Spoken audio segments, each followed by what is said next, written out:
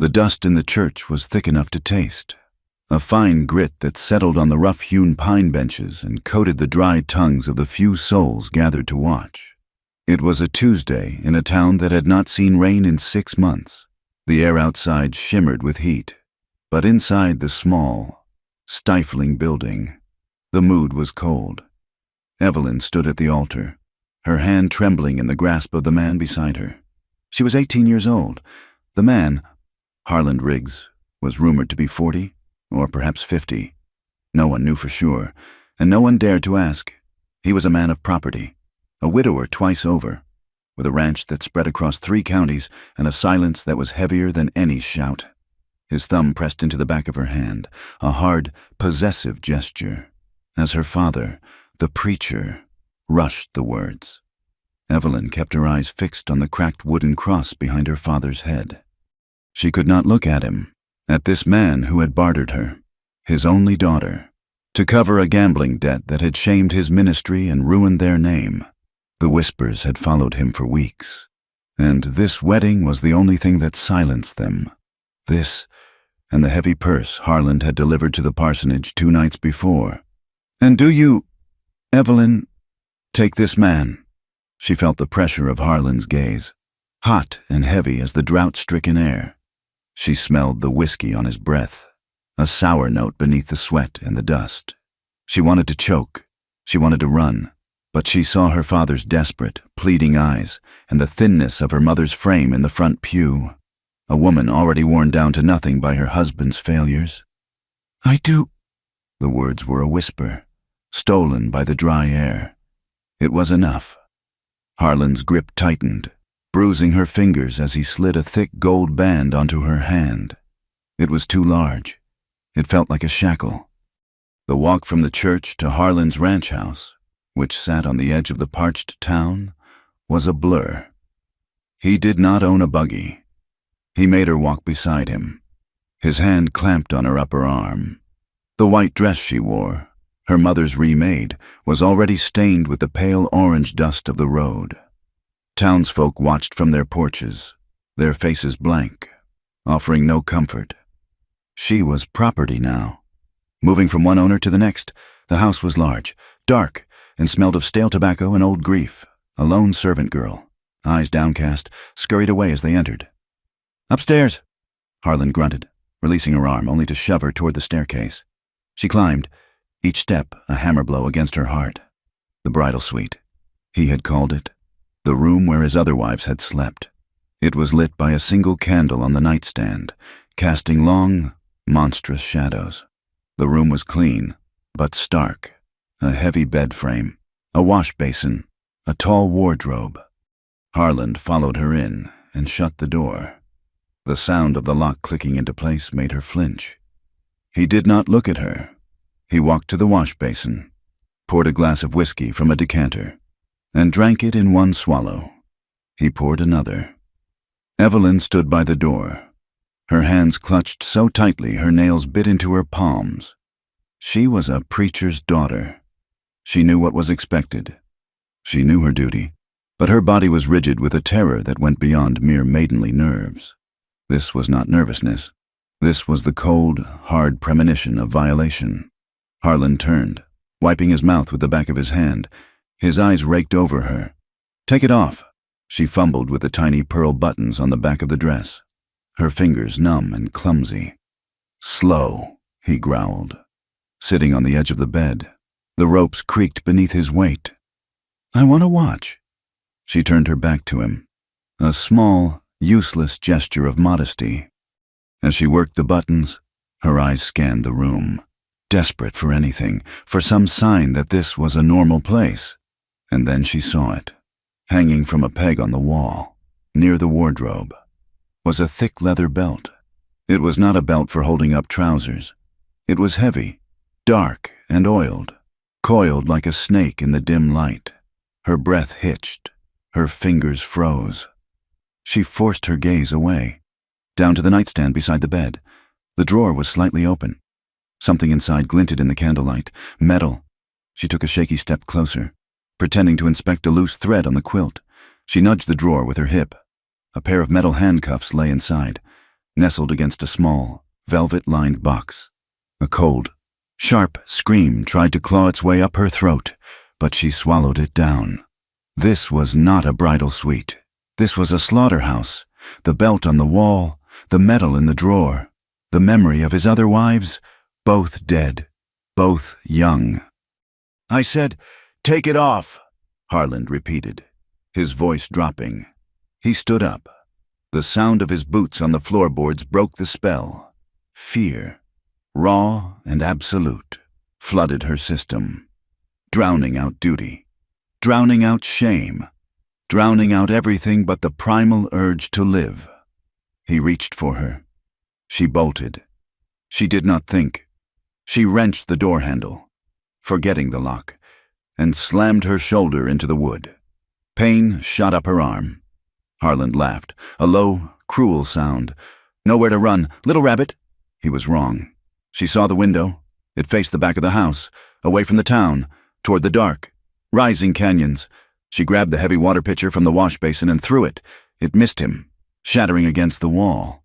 But the surprise gave her a second. She grabbed the wooden chair and rammed it through the thin glass of the window. Cold night air hit her face. "You bitch!" he roared, lunging. She scrambled through the broken frame, not feeling the glass that tore at her dress and sliced her arms. She landed hard on the soft earth of a dead flower bed. The breath knocked from her lungs. She heard him crashing around the room, roaring her name. She got to her feet and ran. She was still in her white wedding dress, her feet bare. She ran from the house, across the dusty yard, past the silent barn, and into the scrub brush that marked the beginning of the wilderness. She did not know where she was going. She only knew she had to get away from the smell of whiskey and the sight of that coiled leather belt. Behind her, she heard shouting, "Get the horses, find her, she's mine!" Lights flared in the ranch hand's bunkhouse. Dogs began to bark. Evelyn plunged into the darkness of the canyon, the white dress a beacon in the moonlight. She tore at the skirt, ripping the heavy fabric away so she could move, but the bodice was too tight, constricting her lungs. She stumbled over rocks, her bare feet splitting open on the sharp shale. Sagebrush clawed at her, tearing the delicate lace of her dress and the skin beneath. She could hear the horses now, the thud of hooves, the coarse shouts of Harland's men. She ran until her lungs burned and her legs were jelly. She scrambled up a rocky incline, her hands raw and bleeding, and slipped, tumbling back down into a dry wash. She lay there for a moment, gasping, tasting the salt of her own tears and the copper of her blood. The moon slid behind a cloud, plunging the canyon into near total darkness. The sounds of the chase seemed to move past her. Further up the canyon, she had a moment. She crawled on her hands and knees into a thicket of mesquite, pulling her torn dress around her, trying to make the white fabric disappear. She huddled, shivering. As two riders passed so close she could smell the sweat of their horses, they did not see her. She waited, every muscle screaming, until the sounds faded into the distance. Silence descended, broken only by her own ragged breathing and the far-off cry of a coyote. She could not stay there. They would find her at dawn. She forced herself to move, to crawl out of the wash and walk. She moved deeper into the wilderness, away from the town, away from the ranch, toward the high, cold ridges that touched the sky. The air grew thinner, the temperature plummeted. The rocks were sharp as knives, but her feet were so numb she barely felt them. She walked for hours, or maybe it was only minutes. Time had lost all meaning. There was only the cold, the pain, and the crushing weight of what she had done. She was a runaway wife. She was ruined. She climbed until she could climb no more. She reached a high, wind-swept ridge, the ground hard and barren. The wind cut through the remnants of her dress as if she were naked. She stumbled, her ankle turning, and fell. She tried to get up. Her body would not obey. The cold had seeped into her bones, a deep, heavy lethargy. She was so tired. She curled into a ball on the frozen ground, the shredded white silk of her dress a mockery of the purity she had fled to protect. She closed her eyes. It would be warm, soon. Colt hated towns. He hated the smell of them, the noise of them. and the people who lived in them, passing judgment with their narrow eyes. He kept to the mountains, trapping and hunting, coming down only when the seasons forced it, to trade pelts for salt, coffee, and cartridges. He was tracking a buck, high on the ridges, looking for the last bit of winter game before the real snows hit. His horse, a steady gray gelding named Quiet, picked its way over the pre-dawn shale. Colt was already annoyed. The buck was long gone, spooked by something. He was about to turn back when Quiet stopped, lifting his head and snorting. His ears pricked forward. "What is it, boy?" Colt whispered, his hand instantly going to the rifle in its scabbard. He scanned the ridge. There was nothing, just rock and the skeleton of a long-dead pine. Then he saw it. It was just a patch of white, crumpled against the dark earth, looking like a patch of early snow. But it was not snow. He swung down from the saddle, his rifle in his hand, and approached slowly. It was a woman. She was lying on her side, half curled, her hair a dark spill against the white fabric. She was wearing a dress, a fine white dress, torn to ribbons. Her feet were bare, caked in dried blood and mud. Colt stopped a good 10 feet away. This was trouble. This was the kind of trouble that got a man hanged. A white woman, alone, on a mountain. Looking like this, he wanted no part of it. He should ride past. He should turn his horse and forget he ever saw her. He had spent years learning to avoid society. And this was society at its worst, crawling up his mountain to die. He took a step back. The woman let out a low, broken moan, a sound so small it was almost lost to the wind. He swore, loud and sharp, into the cold air. He could not leave her. He could not be the kind of man who rode past a dying creature, even if it was a human one. He slung his rifle over his back and knelt beside her. He touched her neck. The skin was ice cold, but there was a pulse, faint and thready as a spider's web. Her face was bruised, her lips blue. "Ma'am?" He nudged her shoulder. She did not respond. He sighed, the sound a white plume in the air. He had a small hunting cabin not 2 miles from here, a place he used for trapping in deep winter. It was rough, but it was shelter. He looked at her frail form. She weighed nothing. He slid his arms under her, one beneath her knees and one behind her back, and lifted. She was light as a bundle of dry sticks, and just as cold. The fabric of her dress was stiff with frost. He carried her to Quiet, who shied at the strange, limp burden. "Easy, boy. It's just trouble." He managed to swing into the saddle, settling her across his lap, her head lolling against his chest. She was burning up. The coldness of her skin was a lie. Beneath it, a fever was raging. He urged Quiet into a careful walk, shielding her from the wind with his own body as best he could. He rode back to the cabin, a one-room shelter built tight against a rock face, almost invisible until you were upon it. He kicked the door open and carried her inside. The cabin was cold and dark. He laid her gently on the narrow cot, which was just a wooden frame with rope strung across it, covered by a thin mattress and a pile of wool blankets. He worked quickly. He got the fire in the stone fireplace going, the dry wood catching with a roar. He lit the oil lamp, and in the flickering yellow light, he got his first good look at her.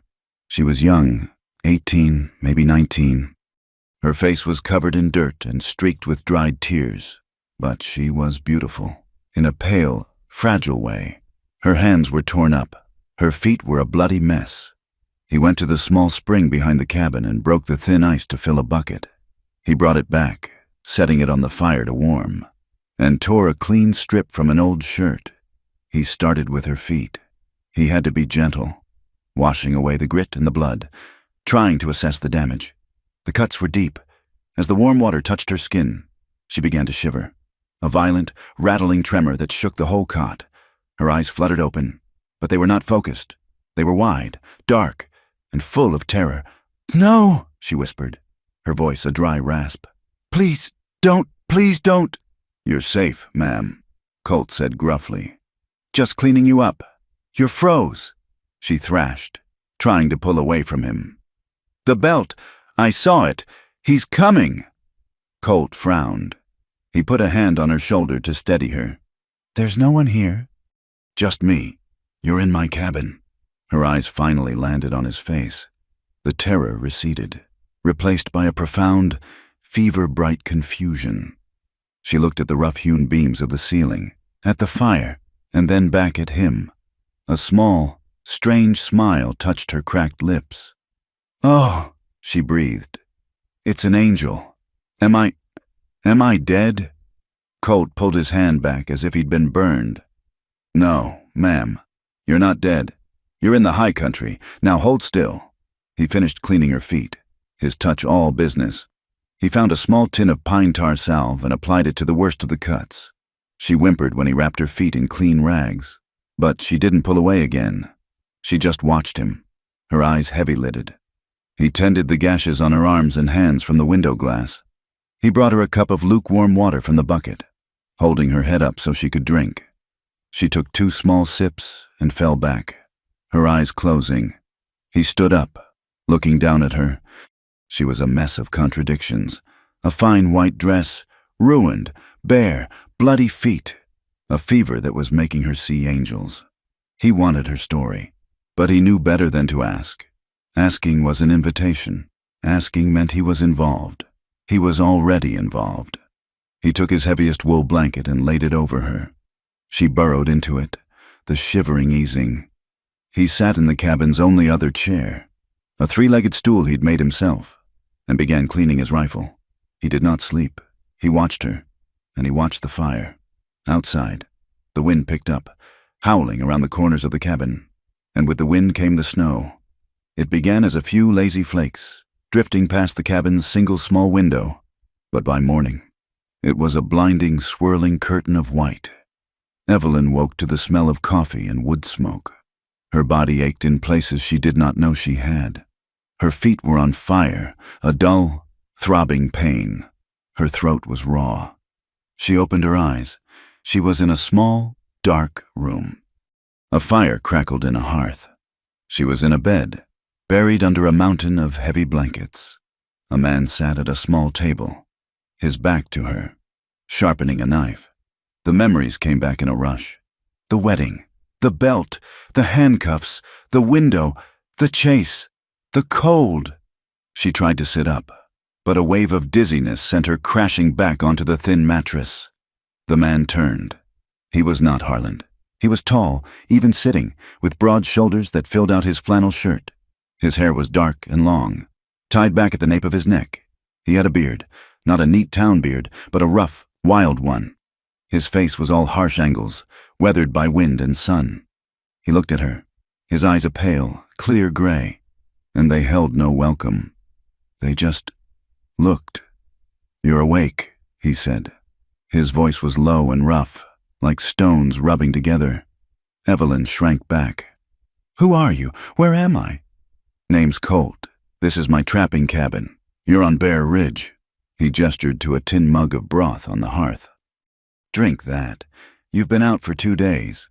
Fever's mostly broke." 2 days. She looked at the window. It was a solid, opaque white. "It's snowing," she whispered. "Been snowing," he corrected. "We're snowed in. 10, 12 feet in the drifts by now." Trapped. The word echoed in her mind. She had run from one trap only to land in another. She looked at him, truly looked at him. He was big, stronger than Harland, and they were alone. "What do you want?" she asked, her voice trembling. He raised an eyebrow, then went back to his knife, the rhythmic shing, shing, shing of the stone on steel filling the small cabin. "Right now, I want this blade to be sharp enough to skin a rabbit. After that, I'll likely want to eat the rabbit." His answer confused her. He didn't sound angry. He didn't sound lecherous.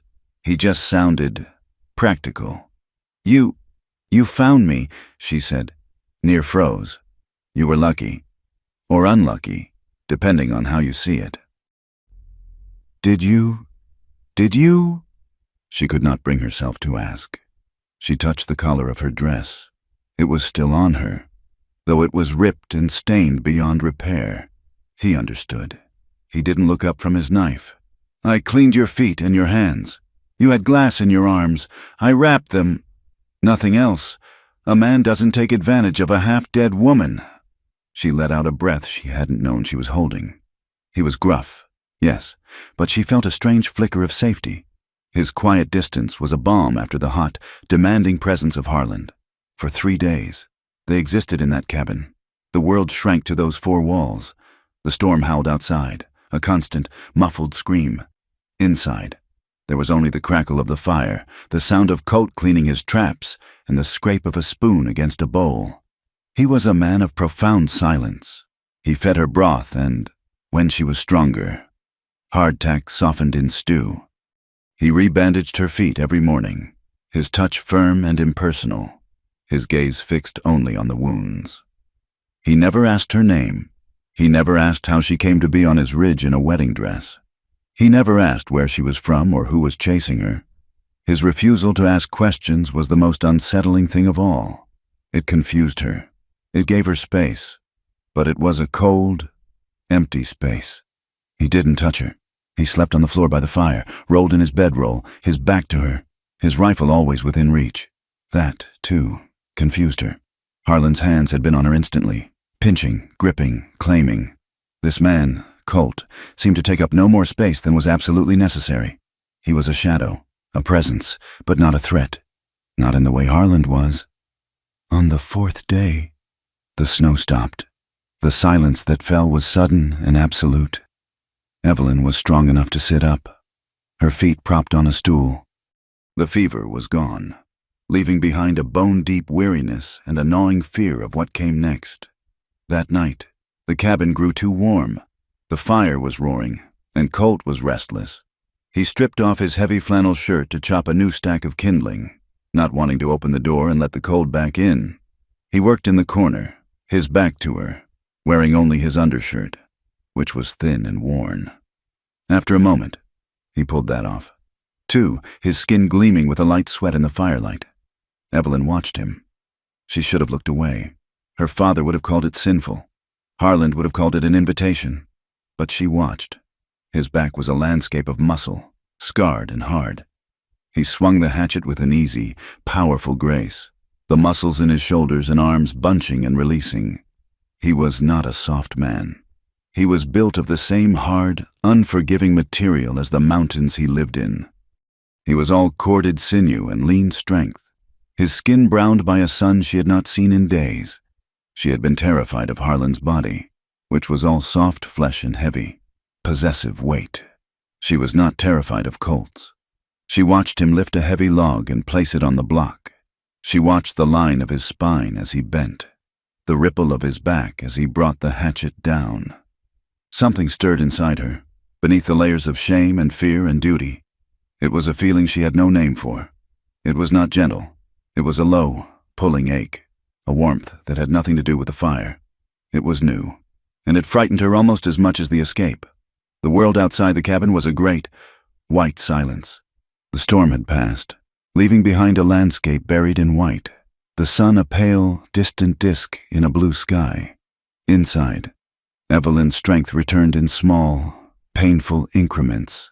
At first, it was just sitting up on the cot without the room spinning. Then, standing on her feet, the bandages on her soles thick, her weight uncertain. The cabin was tiny, but it felt like a ballroom on her first attempt to cross it.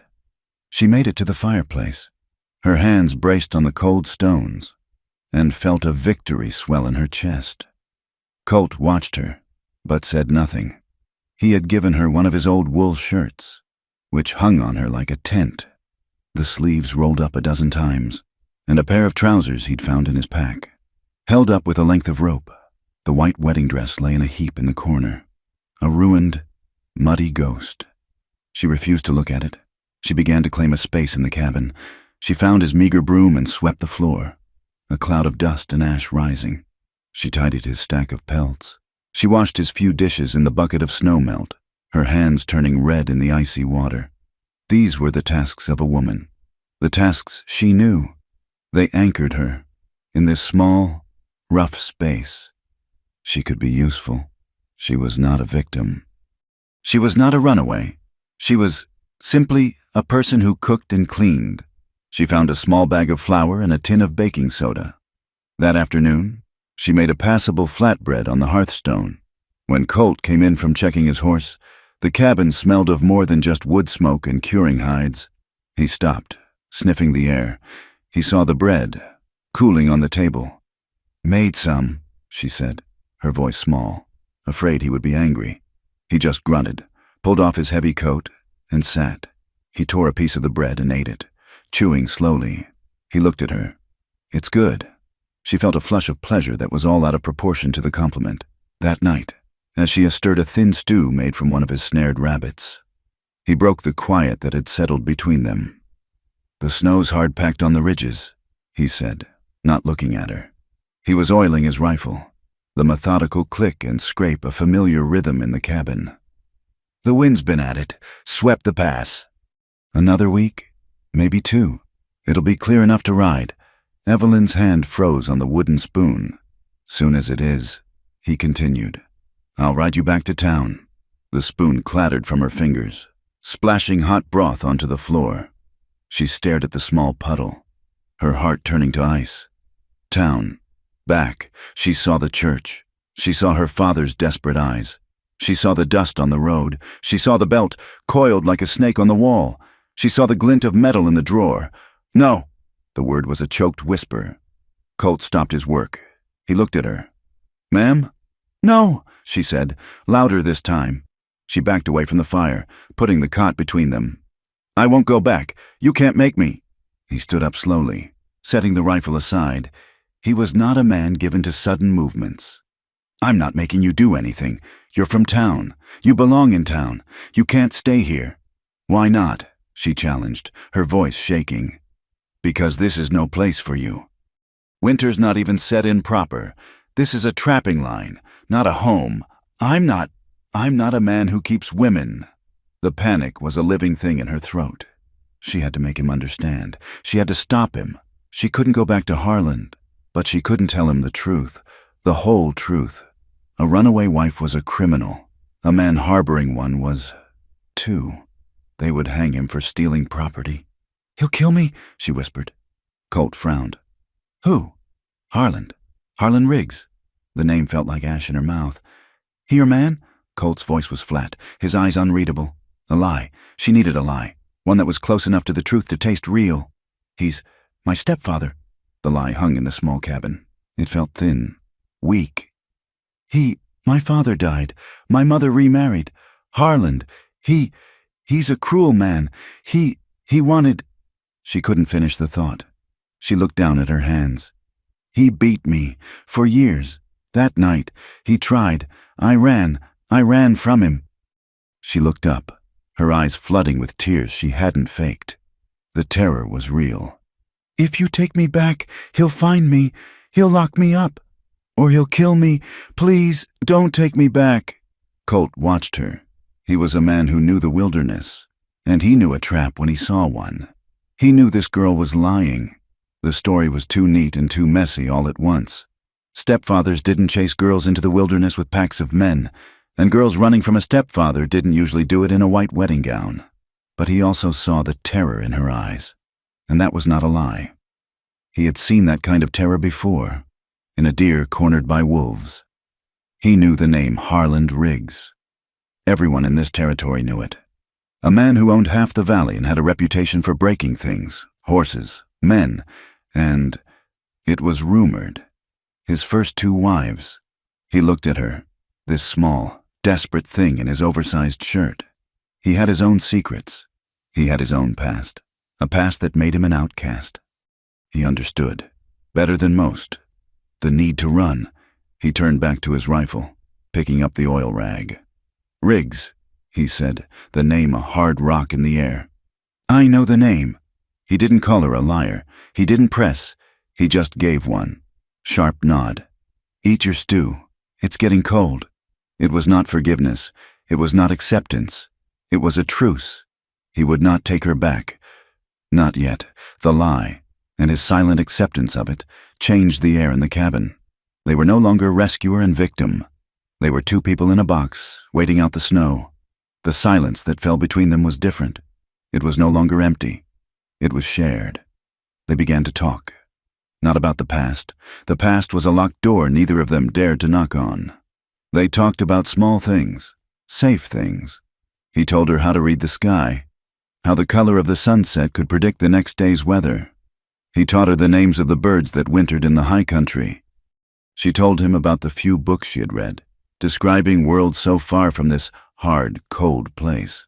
She spoke of the sea, which she had read about, but never seen. He listened. When she spoke, his full attention was on her.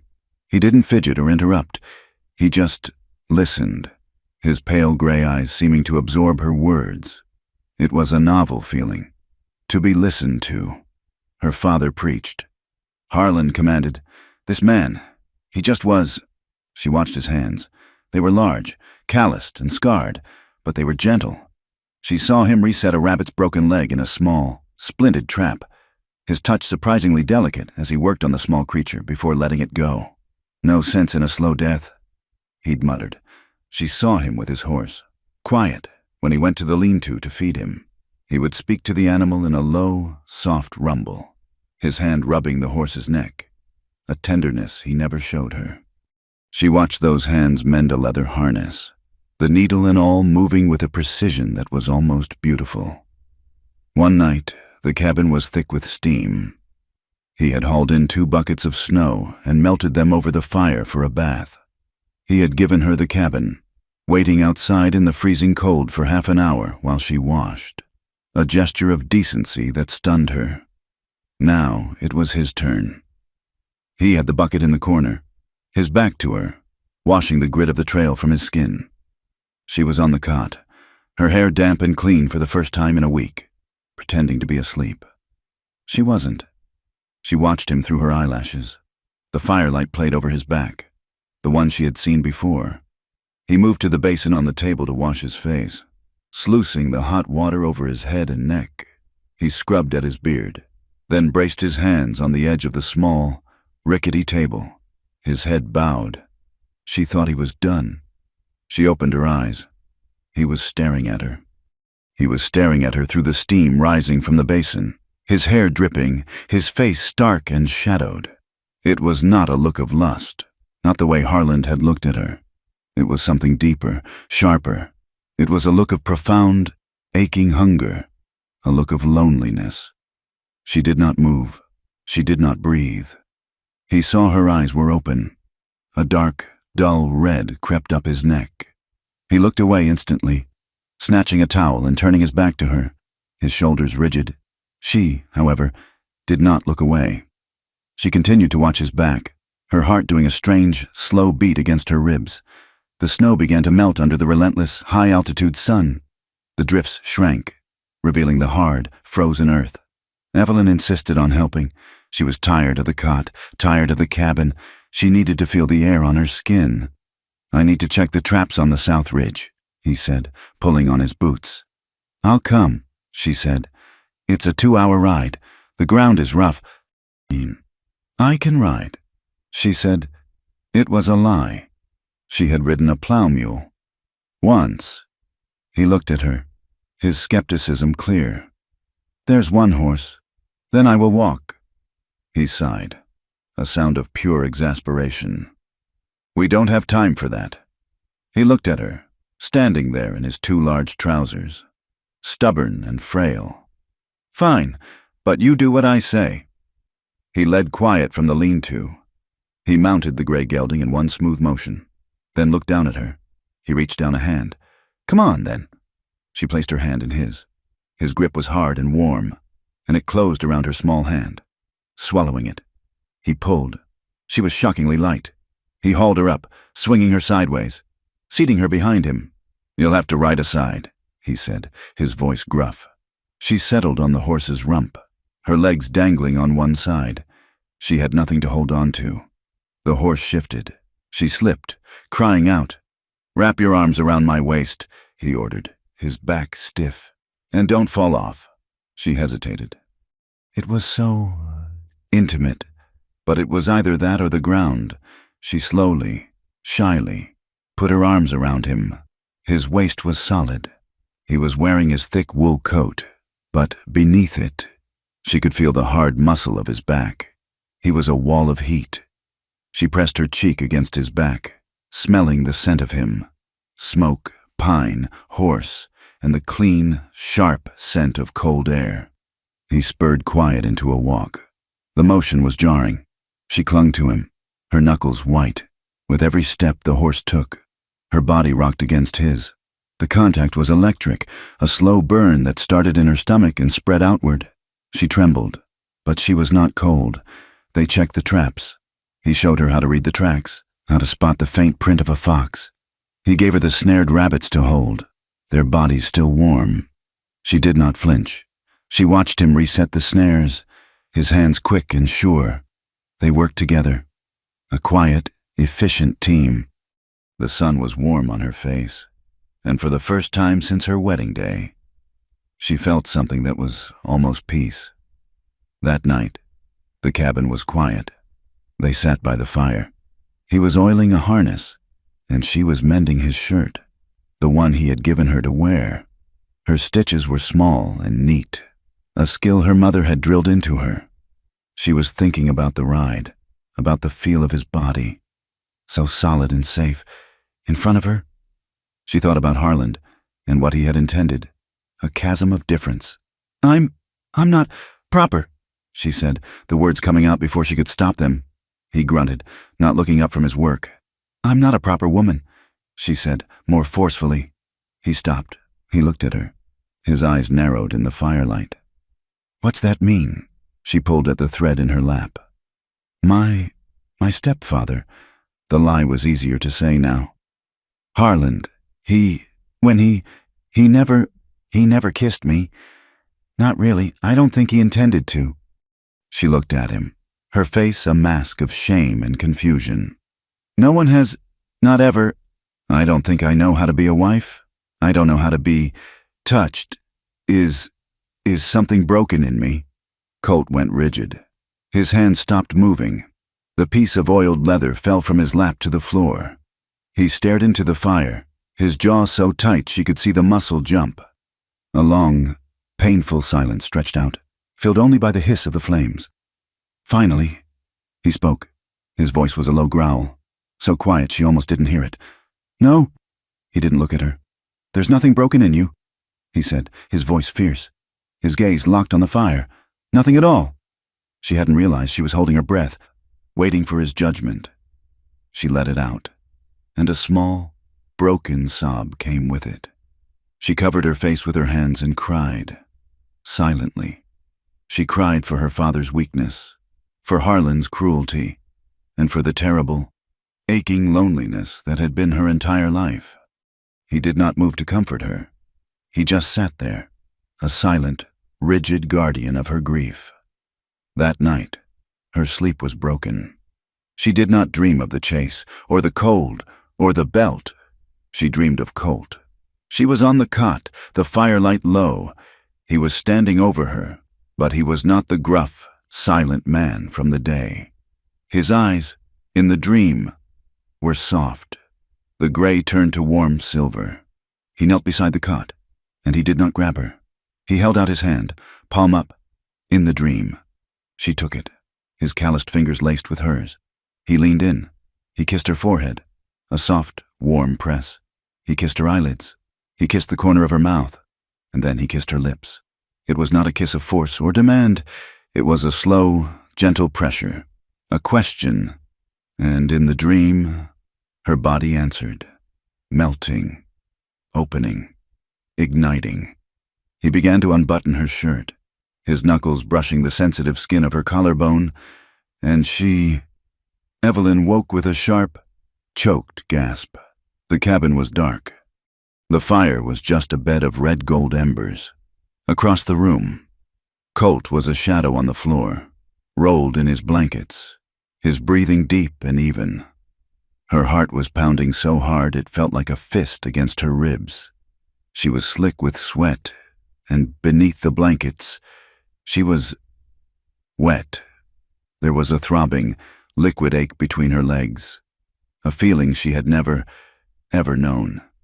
It was pleasurable, and she was consumed with a shame so profound it made her sick. The next day, she could not look at him. She was a different person. She was quiet, but it was not a peaceful quiet. It was a skittish, guilty silence. She kept to the cot, her back to him. She dropped the tin plate, and it clattered on the floor, making her jump. She burned the bread, her face hot when he wordlessly scraped the black crust off. He knew. He sensed the change. The easy, shared silence of the past days was gone, replaced by a taut, humming wire. He watched her, his face wary. "Snow's almost gone from the south ridge," he said, trying to break the tension. She just nodded, scrubbing a pot with a force that was wholly unnecessary. The day dragged on, the air in the cabin growing thicker with every hour. Night fell, and the small room seemed to shrink, closing in on them. He ate his stew standing by the fire. She ate hers on the cot. The silence was an accusation. She couldn't bear it. She couldn't bear her shame. She couldn't bear his distance. She had to know.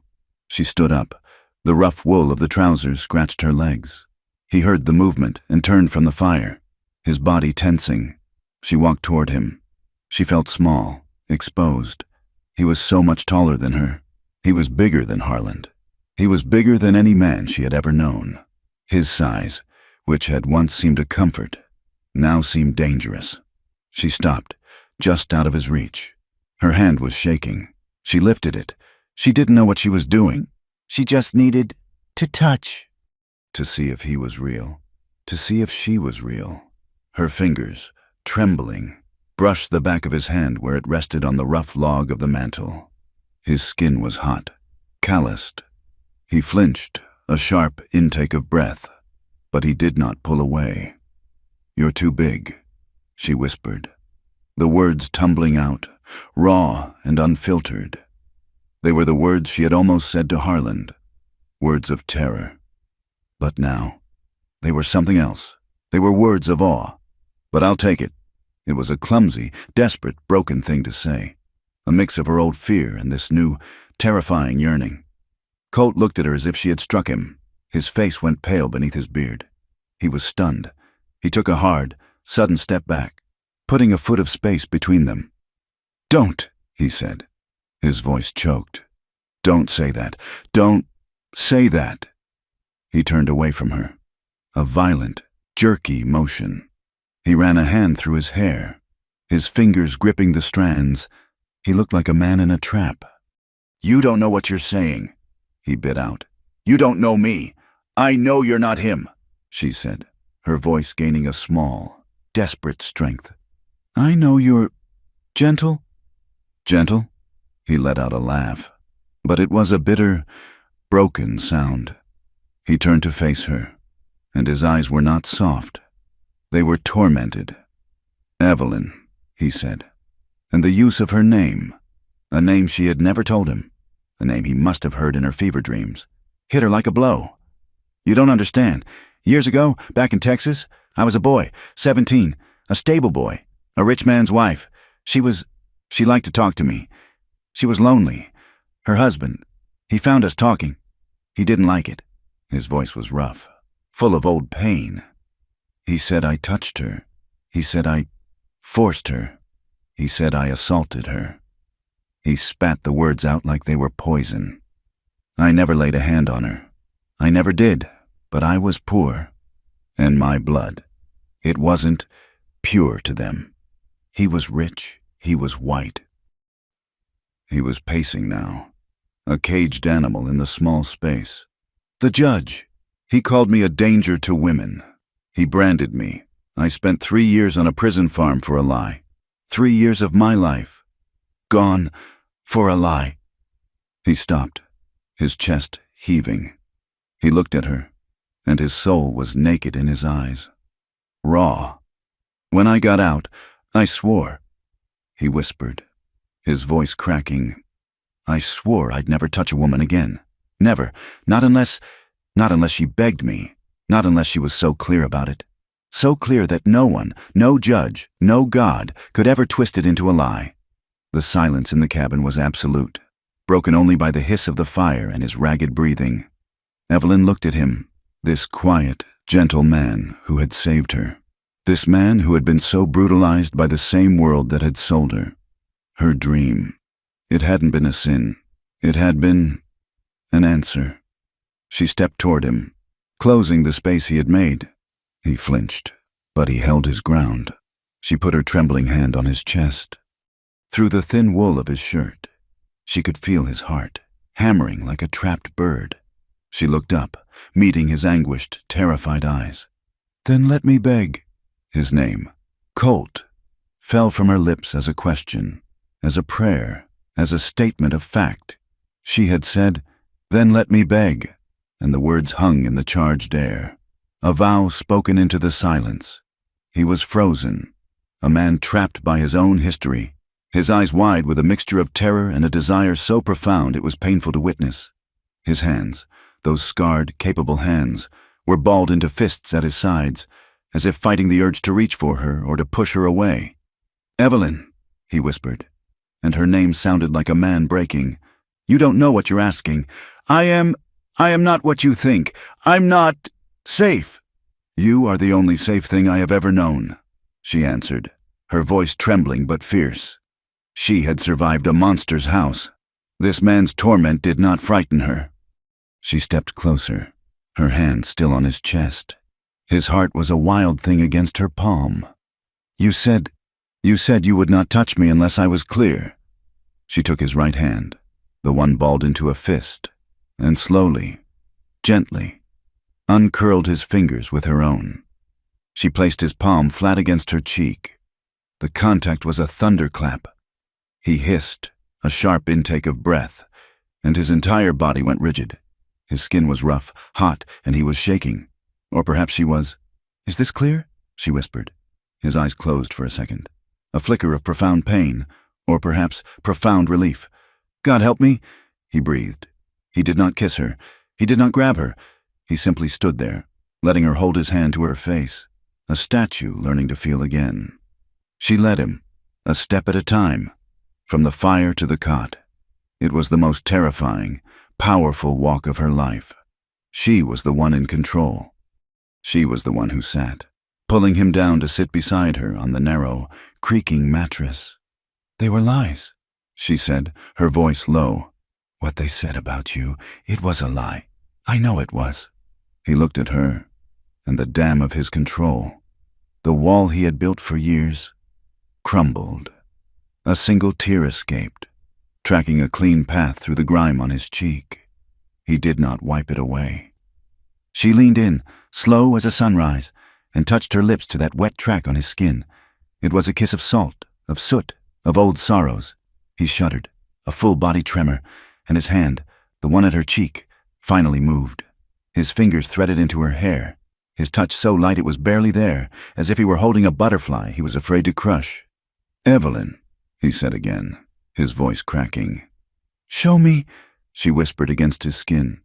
"Please, show me what it is. Not what he wanted." He guided her back against the rough wool blankets. He hovered over her, his weight braced on his elbows, his body a shield against the cold, against the world, against everything but himself. He was so big, he blotted out the light from the fire, and she was enveloped in his shadow, in his scent of pine and smoke. "If I hurt you," he choked out, his voice raw. If you feel fear, you tell me, you scream, you hit me, you understand?" "I am not afraid of you, Colt," she said, her voice clear. He looked into her eyes, a long, searching gaze, and then he lowered his head. His first kiss was not on her mouth, it was on her forehead, a long, pressing, reverent kiss that felt like a blessing. He kissed her eyelids, her temple, the line of her jaw. He was mapping her, learning her in the dark. When his lips finally found hers, it was tentative, a soft brush, a question. She answered by parting her lips, a small, shy invitation.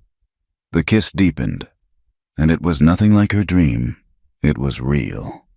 It was clumsy and wet and desperate and achingly tender. It was the first true thing that had ever happened to her. He moved slowly, his hands learning the shape of her body through the rough wool of his shirt. He stopped at every button, his eyes asking for permission. She nodded, her throat tight. He stopped when his hand brushed the bare skin of her collarbone, his fingers shaking. He said, pulling back, his breath ragged. This is your last chance to say no. My only chance, she whispered, is to say yes. Their union was an unmaking.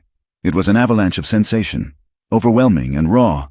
It was not the simple, procedural act her mother had hinted at, nor the violent, degrading act Harland had promised with his coiled belt. It was emotional. It was an exorcism. He was clumsy, terrified of his own strength, his past a visible ghost in the room. He stopped, over and over, his body trembling with the effort of his restraint. Am I hurting you? Is this all right? She was crying, not in a small, polite way, but in great, gulping sobs that tore from her chest. He recoiled, pulling away instantly, his face a mask of panic and self-loathing. I hurt you. I'm sorry. God, I'm sorry. No! She cried, grabbing his arms, his strong, corded arms. No, Colt, no! She was sobbing so hard she could barely speak, but she pulled him back, her fingers digging into his skin. It's not pain. It's relief. I'm empty. You're filling me. Oh, God, Colt. It was the relief of a wound finally being cleaned. It was the release of 18 years of fear, of shame, of being a bartered good, of being small and silent and powerless.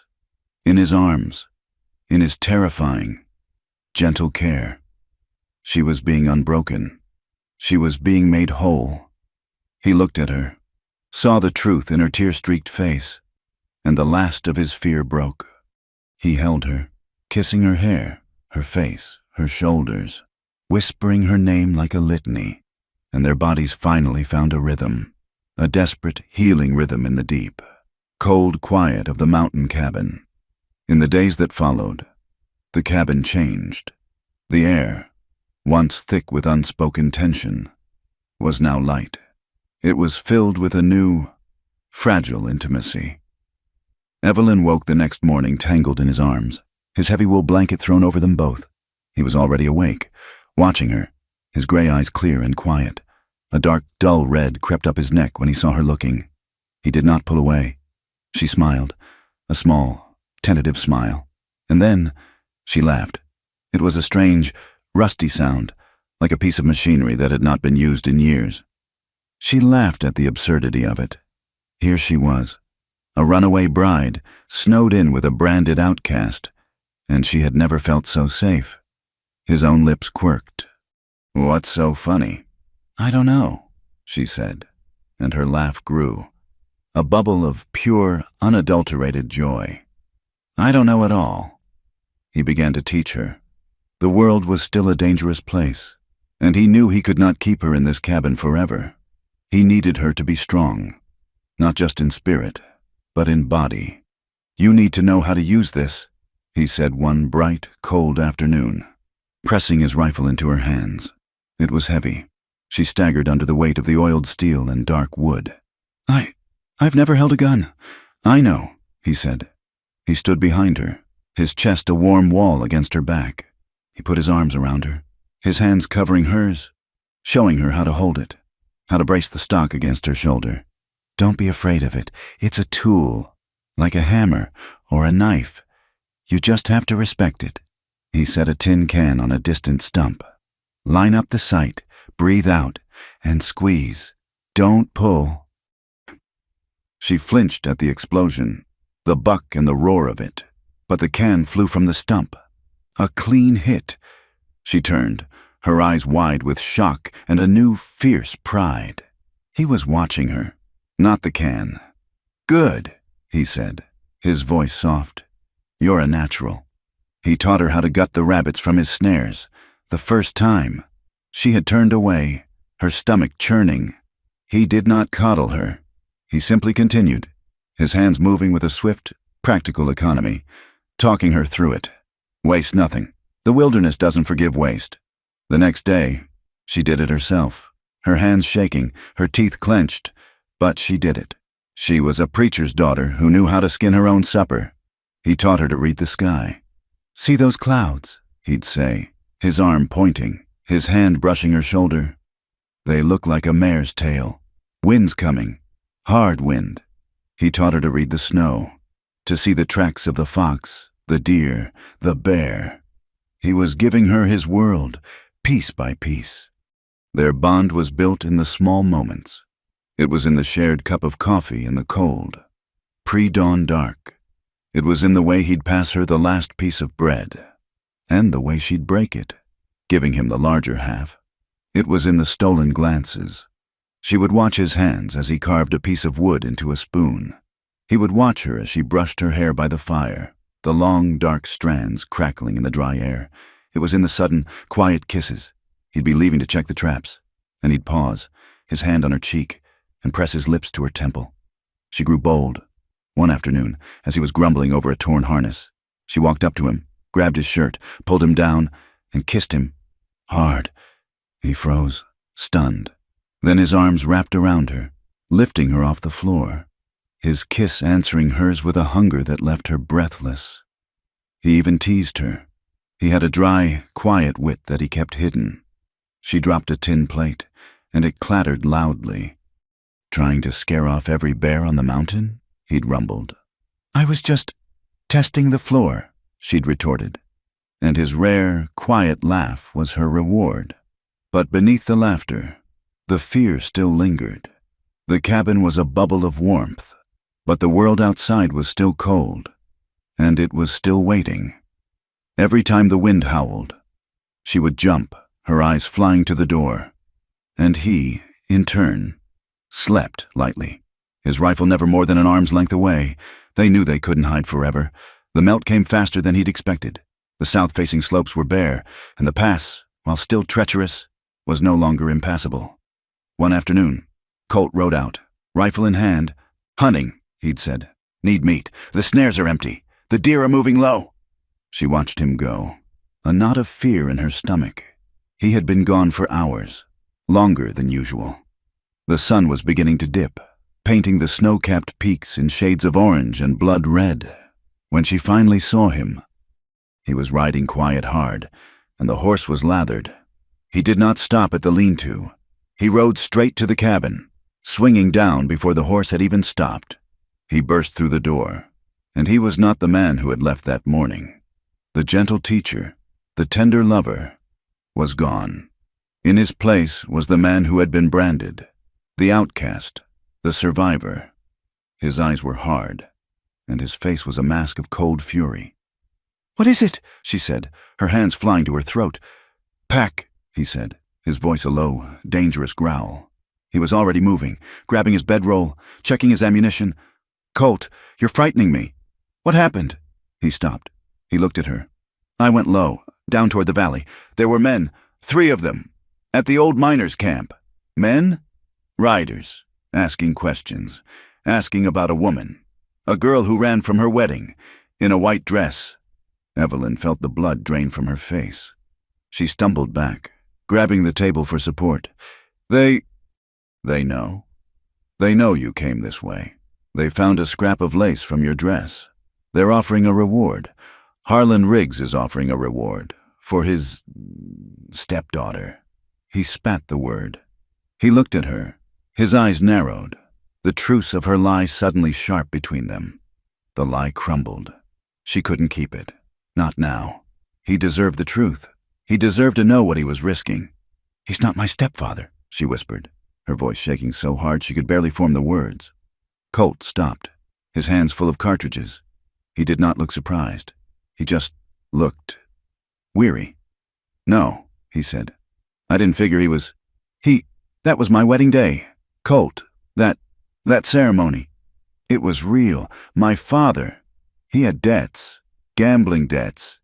He sold me to Harlan. Harlan Riggs is my legal husband." The confession hung in the air, ugly and sharp. For a long moment, Colt did not move. He just stared at her, the full, devastating weight of her words settling on him. Then, with a low, animalistic roar, He swept his arm across the table. The tin plates, the coffee pot, the spoon she had carved, all of it went crashing to the floor. He did not rage at her. He raged at the world. He hit the wall, the solid log wall, with his fist. The sound was a dull, wet thud. "A husband," he bit out, the words ripped from his throat. "A legal husband." He turned to her, his eyes blazing, not with anger at her, but with a terrible, protective fury. "Do you know what this means? Evelyn, do you? You're his property. That's what the law says. You are a piece of property, like his horse or his house." He paced the small cabin. "A lion in a cage. They won't call what I did rescue. They won't call this sanctuary. They'll call it kidnapping. They'll call it worse. Abduction. Rape. They will hang me. Evelyn. They will hang me. And they will give you right back to him." She was crying now, the tears she had held back finally coming. "I'm so sorry," she sobbed. "I should have told you. I'll go. I'll turn myself in. I won't let them hurt you." He crossed the room in a single stride, grabbing her by the shoulders. His grip was hard, bruising, but it was not cruel. It was desperate. "You will do no such thing," he growled. "Do you hear me? You are not his.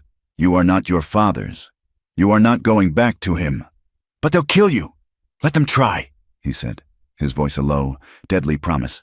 "I'd kill him before I let him put his hands on you again. I'd kill them all." He released her, his hands gentling, his thumbs rubbing her shoulders. He was thinking, his mind working. "We run," he said, his voice flat and certain. "Run? Where?" "North, into the territories. It's wilder up there. The law is thin. A man can get lost. A woman can find a new life. There are traveling ministers, men who can grant an annulment, if we pay them enough, if we find the right one. It's a chance. It's the only one we have." He pulled her close, his arms wrapping around her, holding her so tightly she could barely breathe. "We leave. Tonight. Before they pick up our trail." That night, the cabin felt different. It was no longer a sanctuary. It was a tomb they were escaping. The fear of the future was a palpable thing. A third person in the room with them. Cold and sharp. They packed in silence. Food, ammunition, the blankets, his knife. There was no talk. There was only the sound of their hurried movements, the knowledge that just a few miles down the mountain, men were hunting her. When they were done, he looked at her. Her face was pale in the firelight, her eyes wide with fear. But she was not broken. She was steady. He reached for her, his hand cupping her jaw. The future was a dark, cold, unknown. They might not survive the run. They might be caught by morning. This might be the last moment of peace they ever knew. He didn't speak. He didn't have to. She offered herself to him, her body a silent question. This time, it was not the tentative exploration of their first night. This time, it was not the gentle, teasing intimacy of the past weeks. It was desperate. It was heated. It was a claiming. They came together with an urgency that bordered on violence, a raw, primal need to affirm this connection, this life, before the world tried to tear it from them. It was a fight. It was a prayer. They were taking each other with a desperate, fearful, all-consuming need. Later, as they lay tangled in the blankets, the fire burned down to embers, listening to the wind howl outside. She whispered into the darkness, her lips against his chest. "I never knew," she said, her voice quiet and awed. "I never knew love could feel like survival." The cabin was a cold, empty shell in the gray light of dawn. The fire was dead. The embers were gray dust.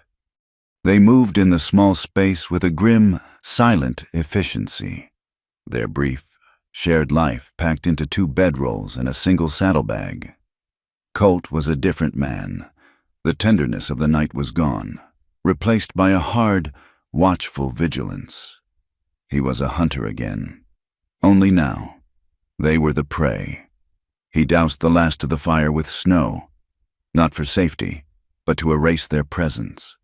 "Stay off the path," he said, his voice low. "Walk where I walk. Don't break branches. Don't leave a sign." He led her out, not through the easy pass, but up, over a high, treacherous ridge, a place where no one would expect them to go. The snow was still deep, but it was crusted and slick, the melt having frozen overnight. He moved with a speed and silence that she found hard to match. But she did. Evelyn did not complain. She did not stumble. Her fear was a cold, hard stone in her belly, but she channeled it. She put her bandaged feet exactly where he put his boots. She clutched the rifle he had given her, its weight a strange, solid comfort. When he offered her a hand over a steep bank of ice, her grip was firm. He looked at her, a quick, appraising glance. He saw the set of her jaw, the determination in her eyes, the absence of the terrified girl he had found. He saw a woman. He nodded, a small, curt gesture of approval, and they moved on. They traveled for 3 days, moving north, evading the trails, eating cold hardtack and dried meat from his pack. They spoke little. Every sound was a threat. Every distant crack of a branch made them freeze. Colt was reading the land, his eyes constantly scanning, looking for the telltale signs of riders, for the smoke of a campfire. On the third evening, they crested a ridge and looked down into a small, squalid hollow. It was not a town. It was a lonely outpost, a collection of 3 sod-roofed cabins and a ramshackle building that called itself a trading post, all clustered around a muddy, fouled spring. A sign, hanging by one hinge, read, "Gentry's." "We stop here," Colt said, pulling quiet into a small grove of skeletal aspen. "Wait, stop. They'll see us. We need a document, more than we need food." He looked at her, his face grim. "A lie on paper is the only thing that might save us. A traveling notary stops here, 3rd week of the month, sells forged papers, land claims, brands. I've heard the talk. We're lucky, or we're not." He left her with the horse, his rifle in hand, and melted into the twilight shadows of the outpost. Evelyn waited, her heart a drum against her ribs. Every shout, every laugh from the trading post, sent a jolt of panic through her. She clutched the rifle, her shoulder aching from where she'd fired it, and she prayed. He returned an hour later. He did not look pleased. "He's here. A man named Silas Croft. He's drunk and he's greedy." "What does he want?" $50. Gold." Evelyn's blood ran cold. "We don't have that. We have nothing." "I have my pelts," Colt said. He had a small, prized bundle in his pack, beaver and fox, saved for a good trade. "It's not enough. He wants the horse." "Quiet," she whispered. To give up the horse was to give up their legs, their speed. "He wants the horse," Colt repeated, his jaw tight. "I told him no. He said $40. And the rifle?" Evelyn looked at the rifle in her hands, the tool he had taught her to use, their only real defense. "He knows we're desperate," Colt said, his voice flat. "No," Evelyn said. She stood up, her mind suddenly, frighteningly clear. "He doesn't want the rifle. He's a man. He wants something else. Give me the pelts. And the $30 you have." "Evelyn, no. You're not going in there." "You are a threat to him," she said, her voice surprisingly steady. "You're a man with a gun, and you look like you'll use it. He thinks he can bleed you, but me, I am just a girl who needs help." She took the money and the pelts. She walked out of the trees, into the muddy clearing, and toward the trading post. Her legs were shaking, but she did not falter. The inside was thick with smoke, the smell of whiskey, and unwashed men. They stopped talking when she entered, their eyes raking over her man's trousers and the torn wool shirt. She ignored them. She saw him, a small, rat-like man in a dirty suit, sitting at a corner table with a bottle and a stack of papers. She walked to his table. "Mr. Croft?" He looked up, his eyes bleary but sharp. "What is it, girl?" She put the pelts on the table. She put the $30, 2 gold coins and a stack of silver, on top of them. "I need a paper," she said, her voice low and steady, not pleading, but stating a fact. "I need a document. notarized and stamped, saying I was never married, saying my name is Evelyn Hayes, from Missouri, and that I am of age, and free to travel. He looked at the money. He looked at the pelts. He looked at her. This is $30. I told the big man 50. The big man was mistaken, Evelyn said, her voice dropping. He was angry. I am not. This is a gift for your time. My stepfather, he is a cruel man. He is hunting me. I need to get north, to my aunt in the territories. This paper will keep me safe on the road. She used her lie, the one she had first told Colt, and it felt like a weapon. Croft smiled, a slow, unpleasant baring of yellow teeth. A cruel stepfather. Yes, I've written many such papers, but $50 is the price for such cruelty. Evelyn leaned in. She did not smile. And I am telling you, sir, that this is all the money we have, and that if you do not help me, my protector, who is outside, and who is a very jealous man, will be most displeased. He is not a man you want displeased. He was branded in Texas for his temper. She used Colt's pain, his past, and she hated herself for it. But she saw the flicker of fear in Croft's eyes. A branded man. A dangerous man. Croft looked at the money. He looked at the door. He looked at her. He licked his lips. It's a very difficult forgery. The county seal, very complex. I am sure you are a master of your craft, she whispered. He sighed. He swept the money and the pelts into his bag.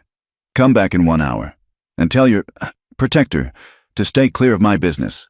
They rode out of Gentry's an hour later, Evelyn holding the reins, Colt riding behind her on quiet.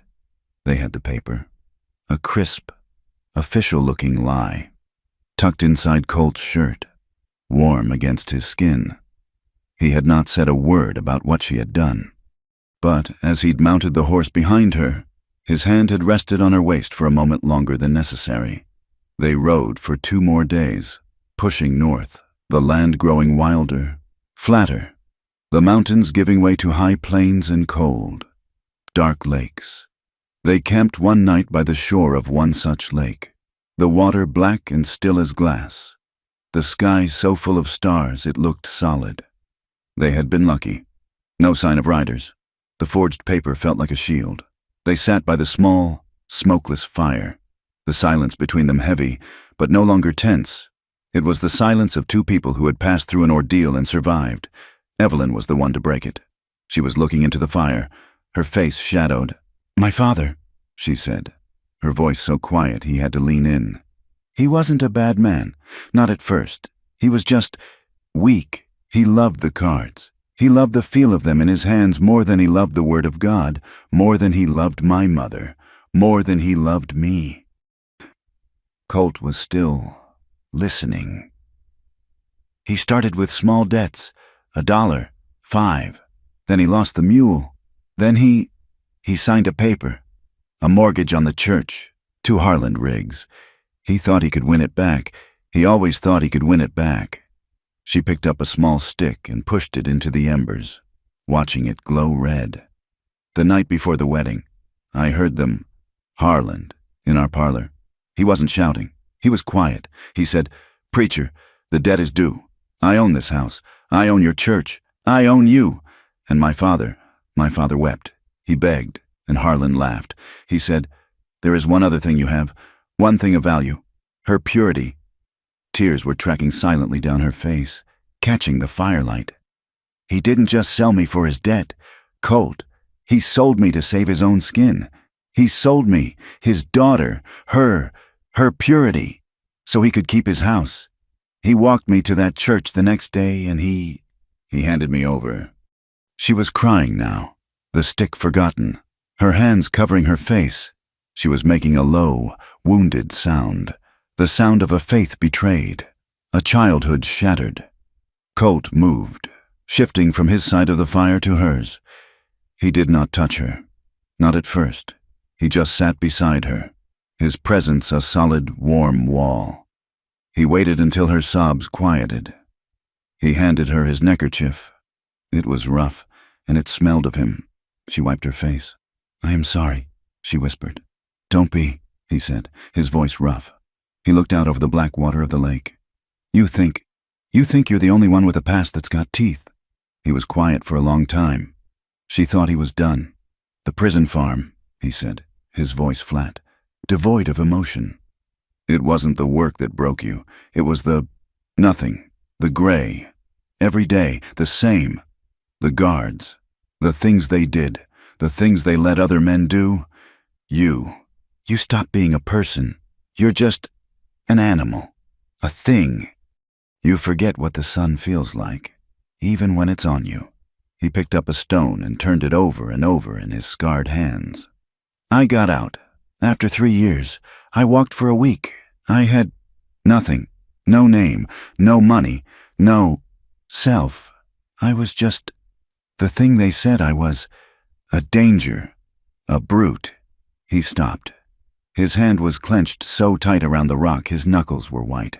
I got to a river, wide and fast, spring melt. I sat there for a whole day, and I thought, what's the use? I'm branded. I'll never be clean. I'll never be anything. It would be so easy to just stop, to let the water take it, all of it. Evelyn stopped breathing. She looked at his profile, so stark and harsh against the stars. I walked into the water, he whispered. It was so cold.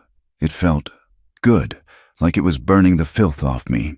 I took a step, and another, and then I tried. I just let go. She made a small, broken sound, and her hand found his, the one not holding the rock. She laced her fingers with his. He turned his head, his eyes dark in the shadows, finding hers. I don't know why I fought. Something in me. I grabbed a root. I pulled myself out. I lay on that bank for a day and a night, shaking, and I swore I'd never go near people again. I'd never let them have that much power, to make me want to stop. I came west, to be alone. I figured I'd find peace, or I'd find death. Didn't much matter which one came first. They looked at each other. Two broken, lost souls, reflected in the dark. She did not know who moved first. They were just together. She was in his lap, her face buried in his neck, and he was holding her, his arms wrapped around her like he was the one drowning, and she was the only solid thing in the world. They cried for her father's weakness and his own. They cried for the years he lost, and the innocence she never had. They cried for the cruelty of men like Harland, and the weakness of men like her father. It was a silent, shared, shoulder-shaking grief, a purging of all the poison they had held inside. That night, they did not make love. They rolled their 2 bedrolls into one. He held her, his front to her back, his arm draped over her waist, his hand resting on her stomach. She held his hand, her fingers laced with his. They just held each other. The silence in the tent was heavier, more sacred than any words, any vows, any prayer. It was the silence of 2 people who had shown each other their deepest, ugliest scars, and had not looked away. They were on the trail for another 4 days. The land was changing. They were in the open, a rolling high plains that offered no cover. The shared confessions by the lake had forged a new bond. They were a single unit. They moved as one. The ambush came on a bright, cold morning. They were riding through a shallow arroyo. The banks high on either side. It was a trap. Colt knew it a second before it happened. He reined quiet in, his hand flying to his rifle. "Get down!" he hissed. A shot cracked the silence. A bullet chipped the rock just above Evelyn's head. "Harland Riggs sends his regards!" A voice boomed from the ridge. 3 men, 2 on the ridge above, 1 blocking the arroyo ahead. "Harland's men, stay with the horse!" Colt roared. He slid from the saddle, his rifle in his hand. He was not a man. He was a force. He was the branded outcast, the cornered wolf. He fired 1, 2, 3 times, pinning the men on the ridge. The man in the pass spurred his horse, charging. Colt met him. He didn't have time to reload. He used the rifle as a club, A brutal, swinging blow that knocked the man from his saddle. The man landed, rolled, and came up with a knife. Colt dropped his rifle and pulled his own. It was not a fight. It was a butchering. It was bloody. It was brutal. Colt moved with a speed and a violence that terrified Evelyn. He was not the gentleman who held her. He was the man who had survived a prison farm. He lunged, a flurry of steel, and the fight was over in a second. The man on the ground did not get up. A shot rang out from the ridge. Colt cried out, a sharp, pained sound. He stumbled, grabbing his shoulder. The two men on the ridge were taking aim. Confident, a wounded man, a horse, and a woman. Evelyn saw it. She saw Colt stumble. She saw the blood. She saw the men reloading, laughing. And the preacher's daughter was gone. She grabbed the second rifle, the one from the man Colt had felled. She remembered. Brace the stock. Breathe out. Squeeze. She did not aim for the men. She aimed for the rock just beside them. The rifle exploded in her hands. The kick a brutal, painful shove. The shot was wild, but it was loud. It ricocheted, screaming, off the rock wall, showering the men with stone chips. They cried out, ducking, confused. A woman? Shooting? Get on the horse! Colt roared, clutching his arm, blood pouring through his fingers. He scrambled for his rifle. He fired again at the ridge, and the men scattered. He grabbed the reins of quiet, threw himself into the saddle, and reached down for Evelyn. He hauled her up, in front of him, and he spurred the horse. They galloped, hard, down the arroyo, past the dead man, as two more shots kicked up the dust behind them. They rode for an hour. They rode until Quiet was stumbling, his coat thick with foam. They rode until the arroyo was a distant memory. Colt was swaying in the saddle, his weight heavy against her back. "Stop," he gasped. "Here, in the pines." He slid off the horse, and he did not land on his feet. He collapsed. He tried to get up, and fell back. "Colt!" she screamed. She was off the horse in a second, at his side. The whole left side of his shirt was black with blood. They're still... "Coming!" he panted, his face pale, slick with sweat.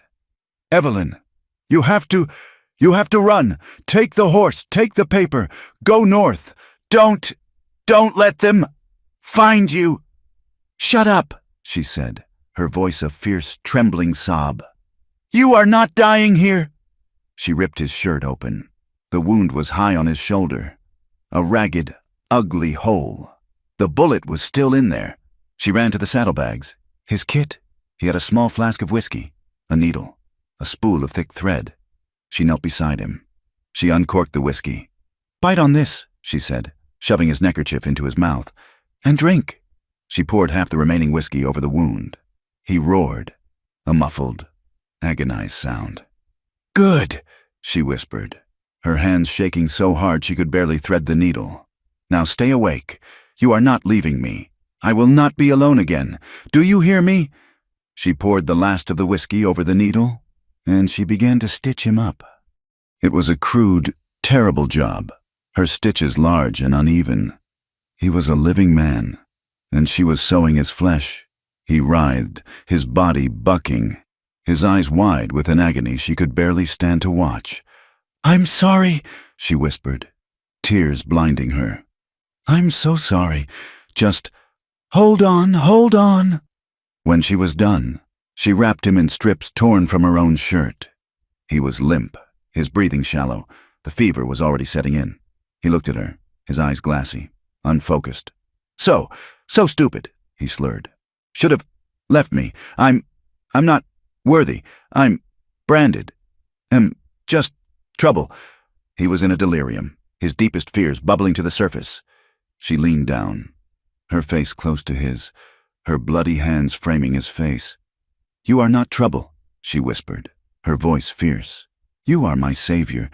You are my home." She kissed him, a hard, desperate, proprietary kiss. She kissed his sweat-drenched forehead, his pale lips. "You are not worthy?" she whispered, her lips against his. "Then I'll carry both our worth. I'll carry it until you believe it." The horse was half dead. Colt was worse. He was slumped forward, tied to the saddle, a dead weight that Evelyn had to haul upright every time he slid. She was walking, leading quiet through a barren, high-country plain, her own feet raw, her body hollow with exhaustion. The men who had chased them were gone, but they were not safe. Colt was burning with fever. The stitches she had put in his shoulder were raw and weeping. He was dying, and she was walking him to his grave. She did not know how long they had been walking. 2 days, maybe 3. Time was a blur of dust, wind, and Colt's low, delirious moans. On the 3rd day, she saw it. It was not a town. It was a cluster of buildings in a shallow, green valley. They were not log cabins, but sturdy, framed houses painted white. There were barns, and they were red. The fences were mended. There was an air of peace and order. She stumbled toward it, half dragging the horse. A man came out to meet her.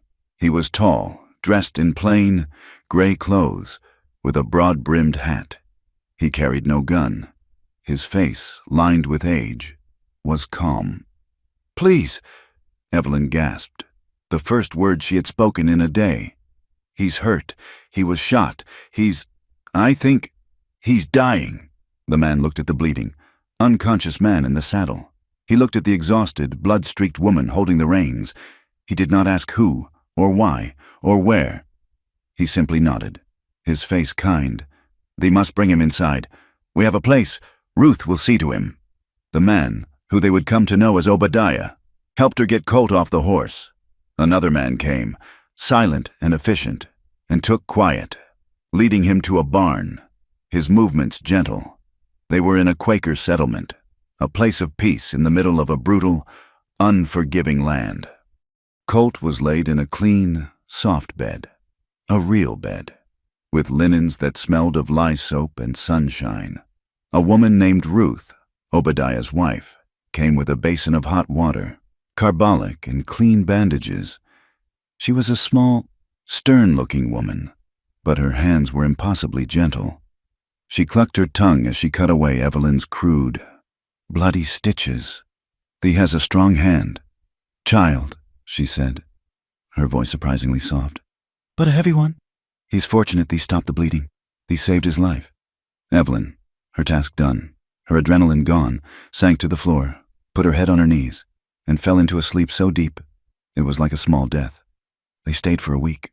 It was a strange, quiet time. Colt drifted in and out of a deep, healing fever. Evelyn was given a small, clean room, a simple gray dress, and a place in the community kitchens. She worked. She had to. The stillness, the peace, was unsettling.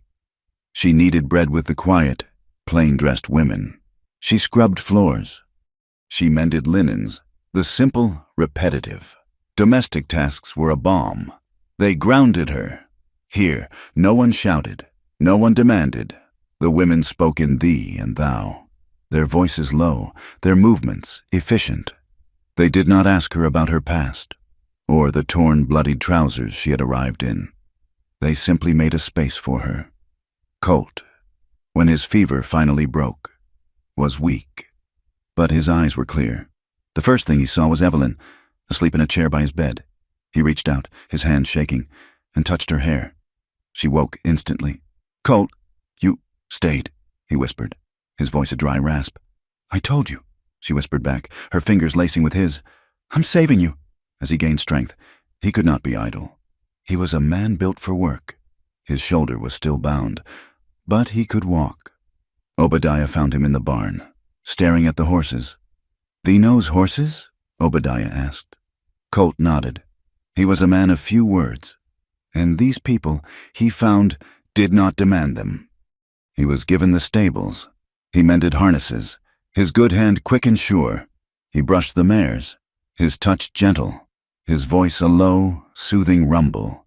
He, the branded outcast, the killer, the man who had survived a prison farm, found a strange, unwelcome peace in this quiet valley.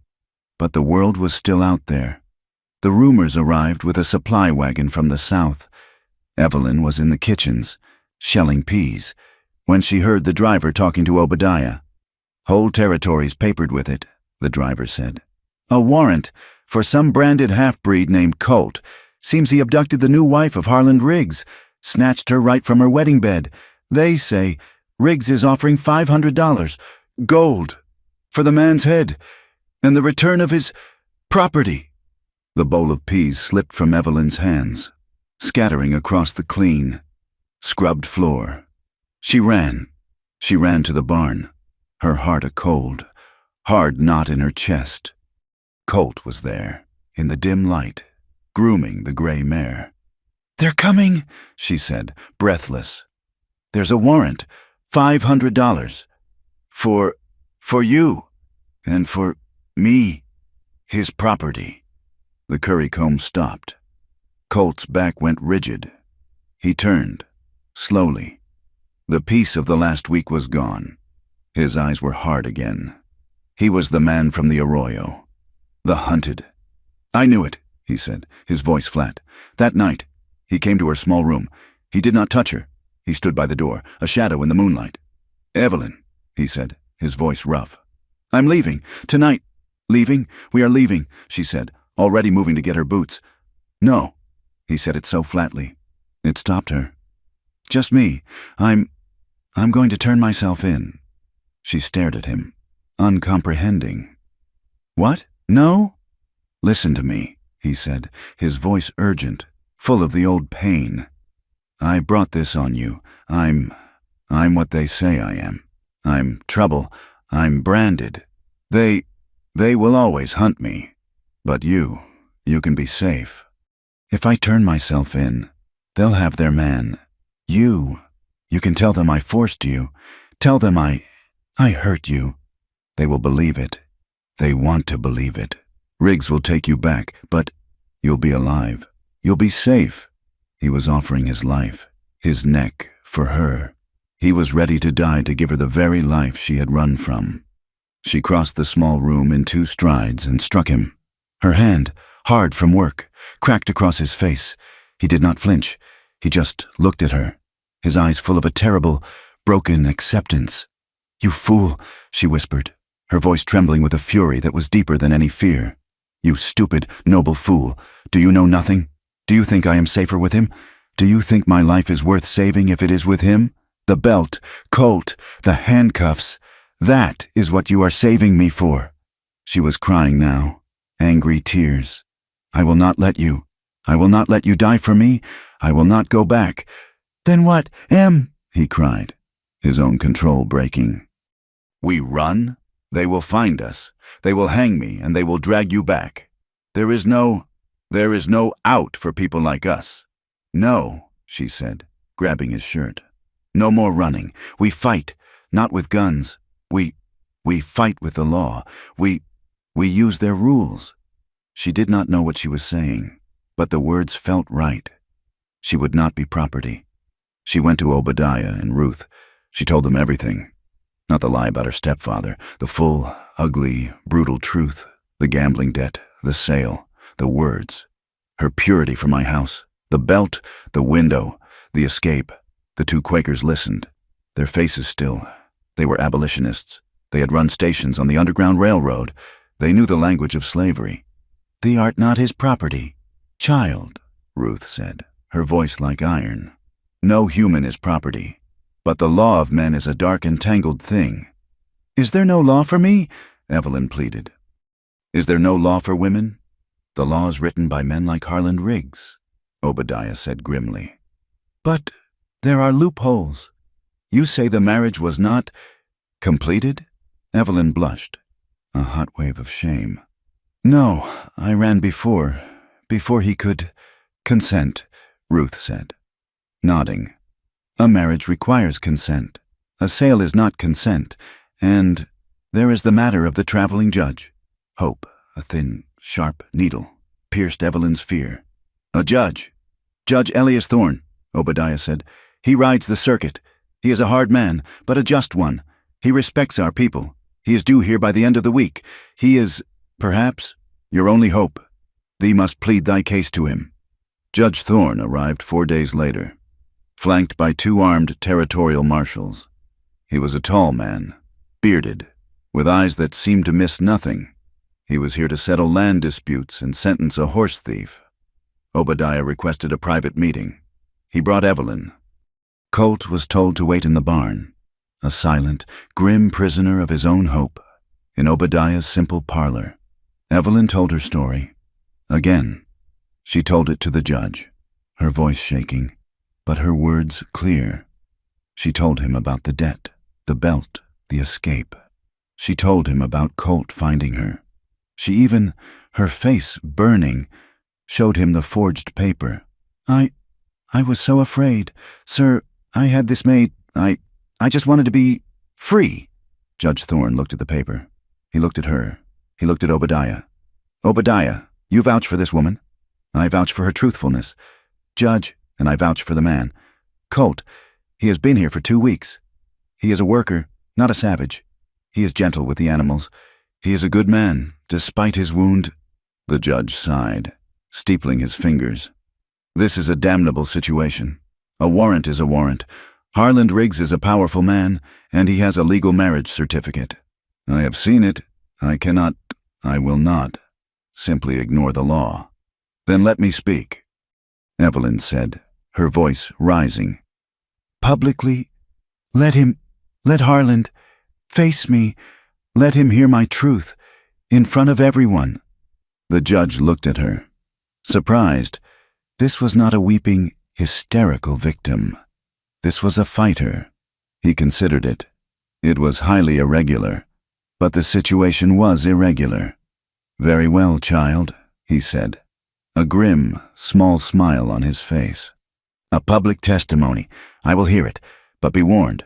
If I find thee, or your protector, have lied to me in any way, I will honor that warrant. I will see him hang, and I will return you to your legal husband myself. Do you understand? I understand, Evelyn said, her back straight. I will testify. The meeting hall was packed.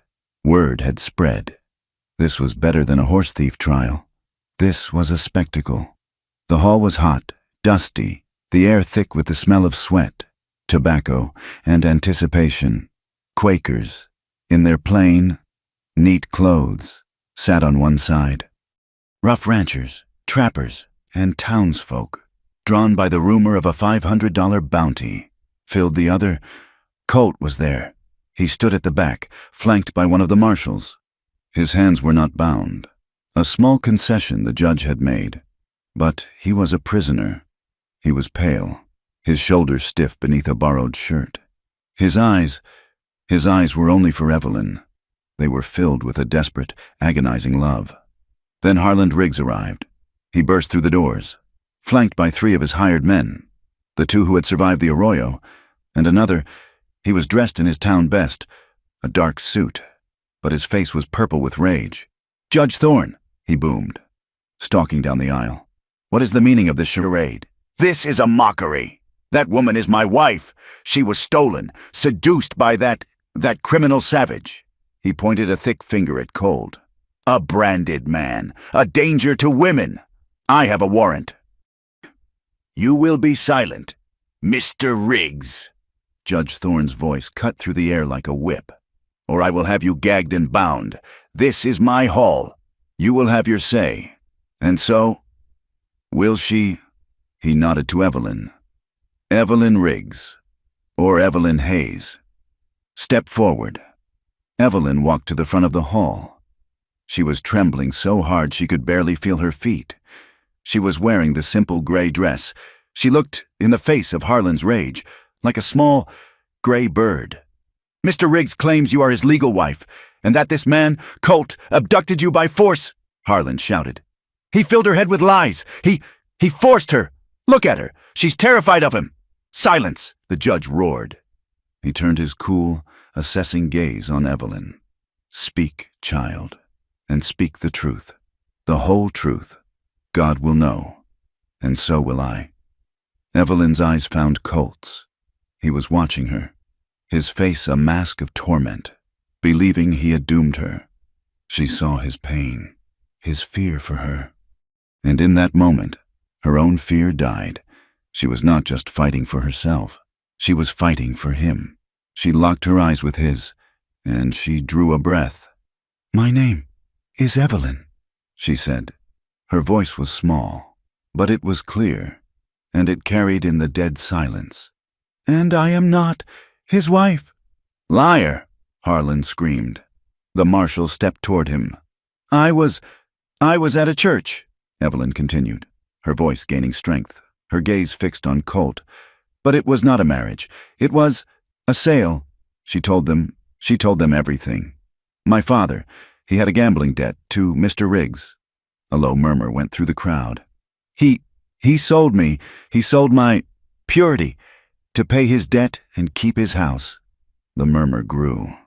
The women in the hall were staring at Harlan now, their faces masks of open, cold disgust.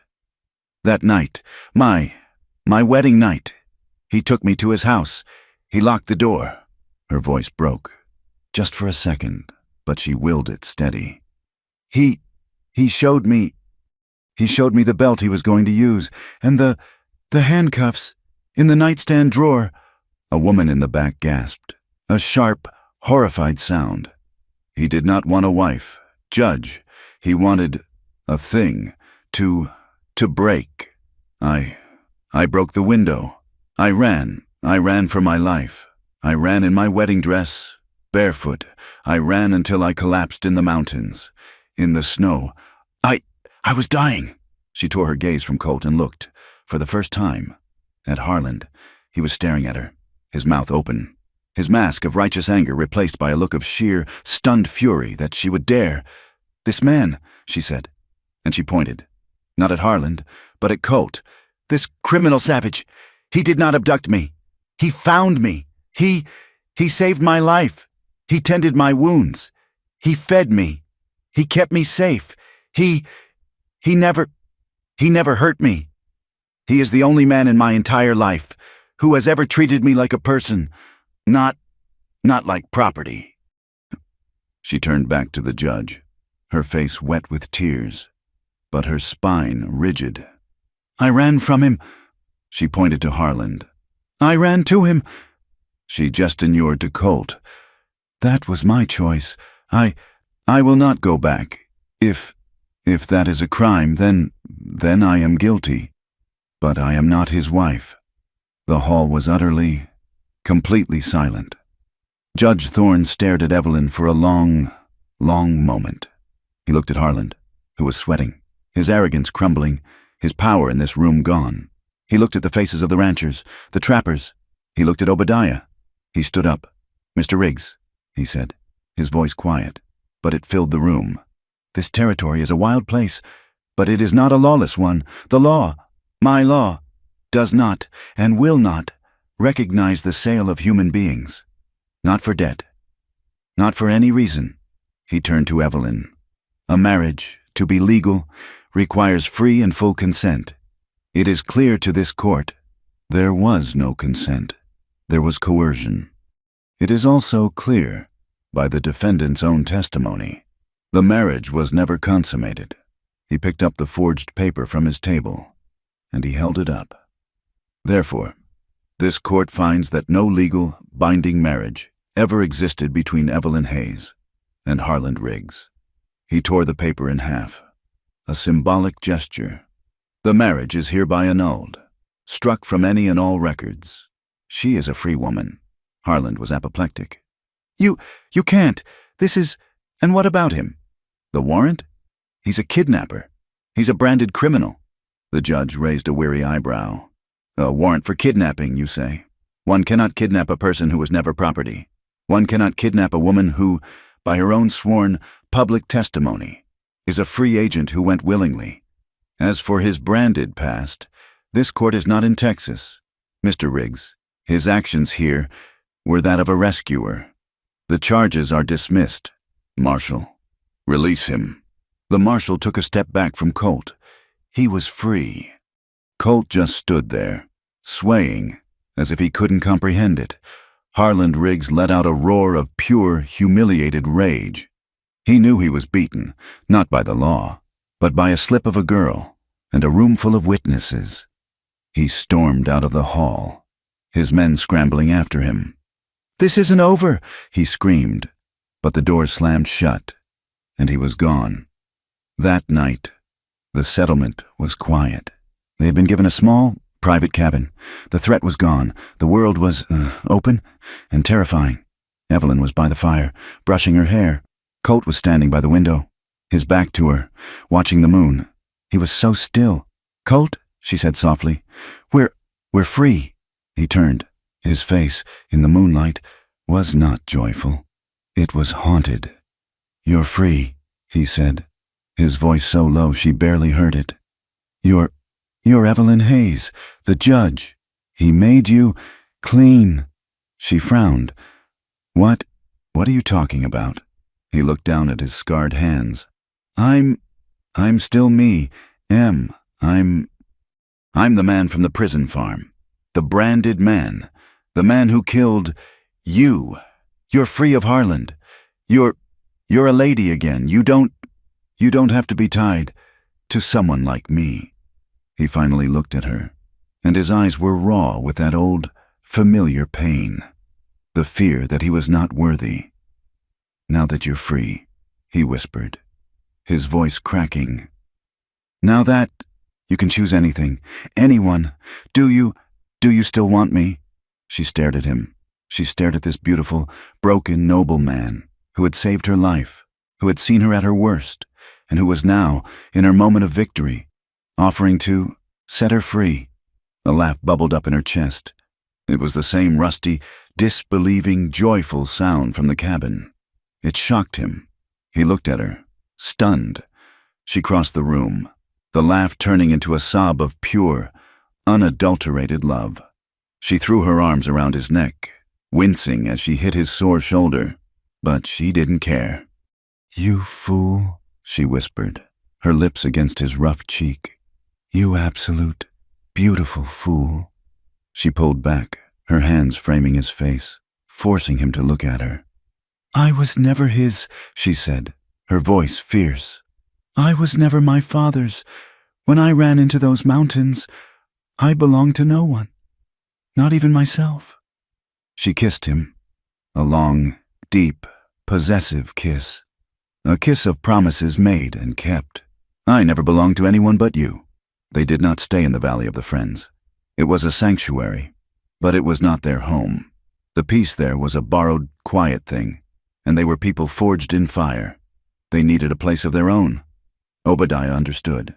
He was a man who knew the human soul, and he saw that they needed to build, not just to be sheltered. He offered them a piece of land, not as a gift, but as a lease, paid for in work. "Thee will pay 100% of thy effort," he'd said, his kind eyes smiling, "and it will be thine." It was on the northern edge of the settlement's territory, high on a mesa that overlooked the vast, empty plains. It was wild land, with a stand of good pine, a spring that ran clear and cold, and a view that stretched to the end of the world. It was defensible. It was private. It was theirs. The building of the cabin was the building of their life. They began with nothing but their hands and the tools Obadiah lent them. Colt, his shoulder still healing, worked with a focused, grim determination. He was a man remaking his world from the ground up. He felled the trees, his good arm and his healing arm working in a new, awkward rhythm. The swing of the axe was a punctuation, a statement. "I am here. I am building. I will not be moved."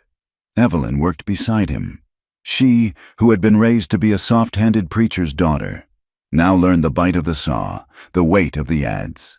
She cleared brush, her hands, long since healed from the canyon, becoming calloused and strong. She chinked the logs with mud and straw, her fingers pushing the earth into the gaps, sealing their home against the wind. The Quaker men came, one day as a quiet, efficient force. They did not ask.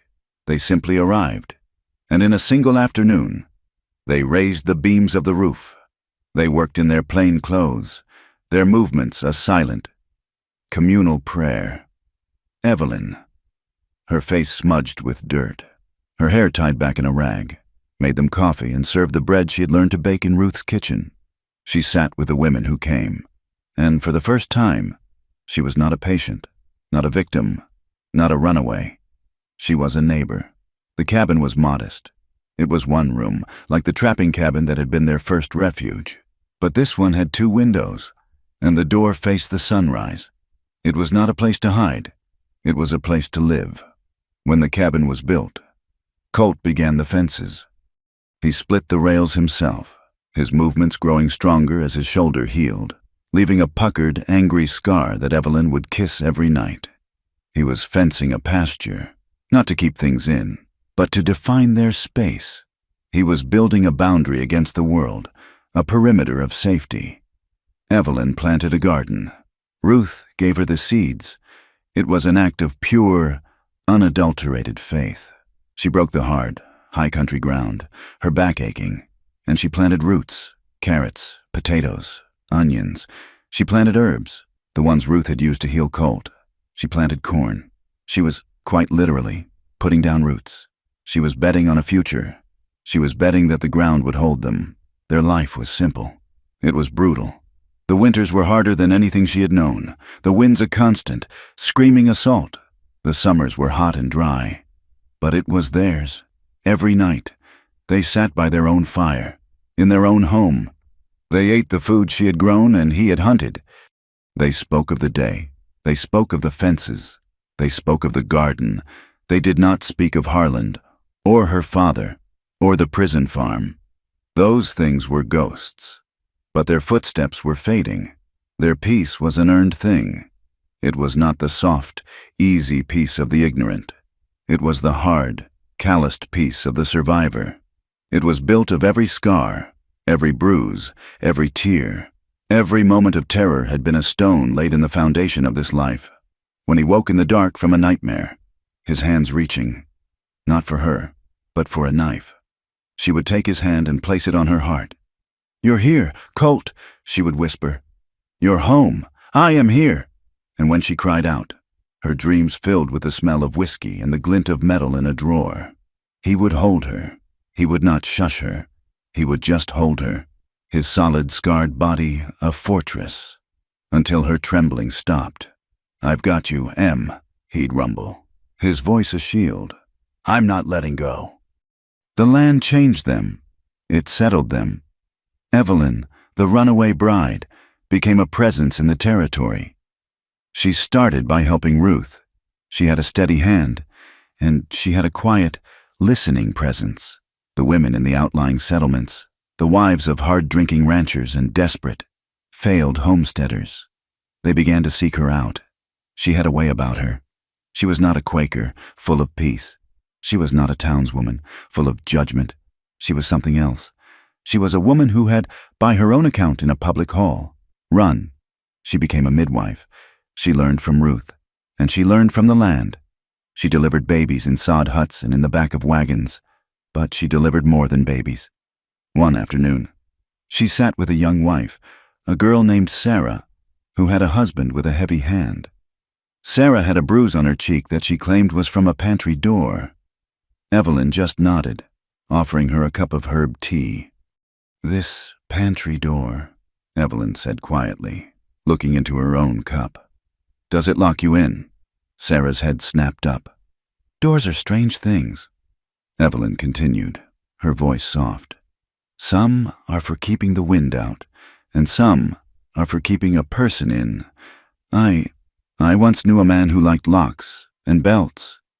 Sarah's eyes filled with tears. Evelyn did not preach. She did not judge. She just said, "There is a judge, you know, a man named Thorne. He listens to women, and there is a long road, north. It's hard walking, but it's possible. I know a woman who did it. She was planting seeds. She was helping women escape the fates she had once feared. She was giving them the one thing she had never been given, a choice." Colt found his own purpose. He was a man who knew horses, and he was a man who knew pain. The Quaker settlement had taken in a number of orphan boys, children of the trail, left behind by cholera, or bad luck, or failed dreams. They were wild, angry, and broken. Obadiah asked Colt to help with the horses for the settlement, and the boys. At first, Colt was terrified. He was the branded man, a danger. He was not fit to be around children. "Thee is fit to be around horses," Obadiah had said simply. "The boys, they are just wild colts themselves. They need a gentle hand, a firm hand, not a weak one, not a cruel one." Colt found a boy, a teenager named Silas, who was all rage and sharp angles. Silas had been caught stealing, and he treated the horses with a casual cruelty that made Colt's blood run cold. One day, Silas struck one of the mares, a hard, open-handed slap. When she shied, Colt moved so fast Silas didn't see him. He didn't strike the boy. He just took his hand, the one he had used to hit the horse. He held it. His grip was steel. The boy, terrified, tried to pull away. Colt just held him. "She didn't do it," Colt said, his voice a low, dangerous rumble. She bit at me." "She's afraid," Colt said, "just like you." You think being cruel makes you strong? It just makes you like them." He let go of the boy's hand. He turned to the mare, his whole body softening. He stroked her neck, his voice a low murmur. "Easy, girl, easy. He's just a fool. He doesn't know." Colt looked at the boy, who was rubbing his wrist, his face a mask of anger and fear. "The horse didn't make the world. Son," Colt said, his voice flat. "It just lives in it, same as you. You fight the world. You fight yourself. You guide the horse.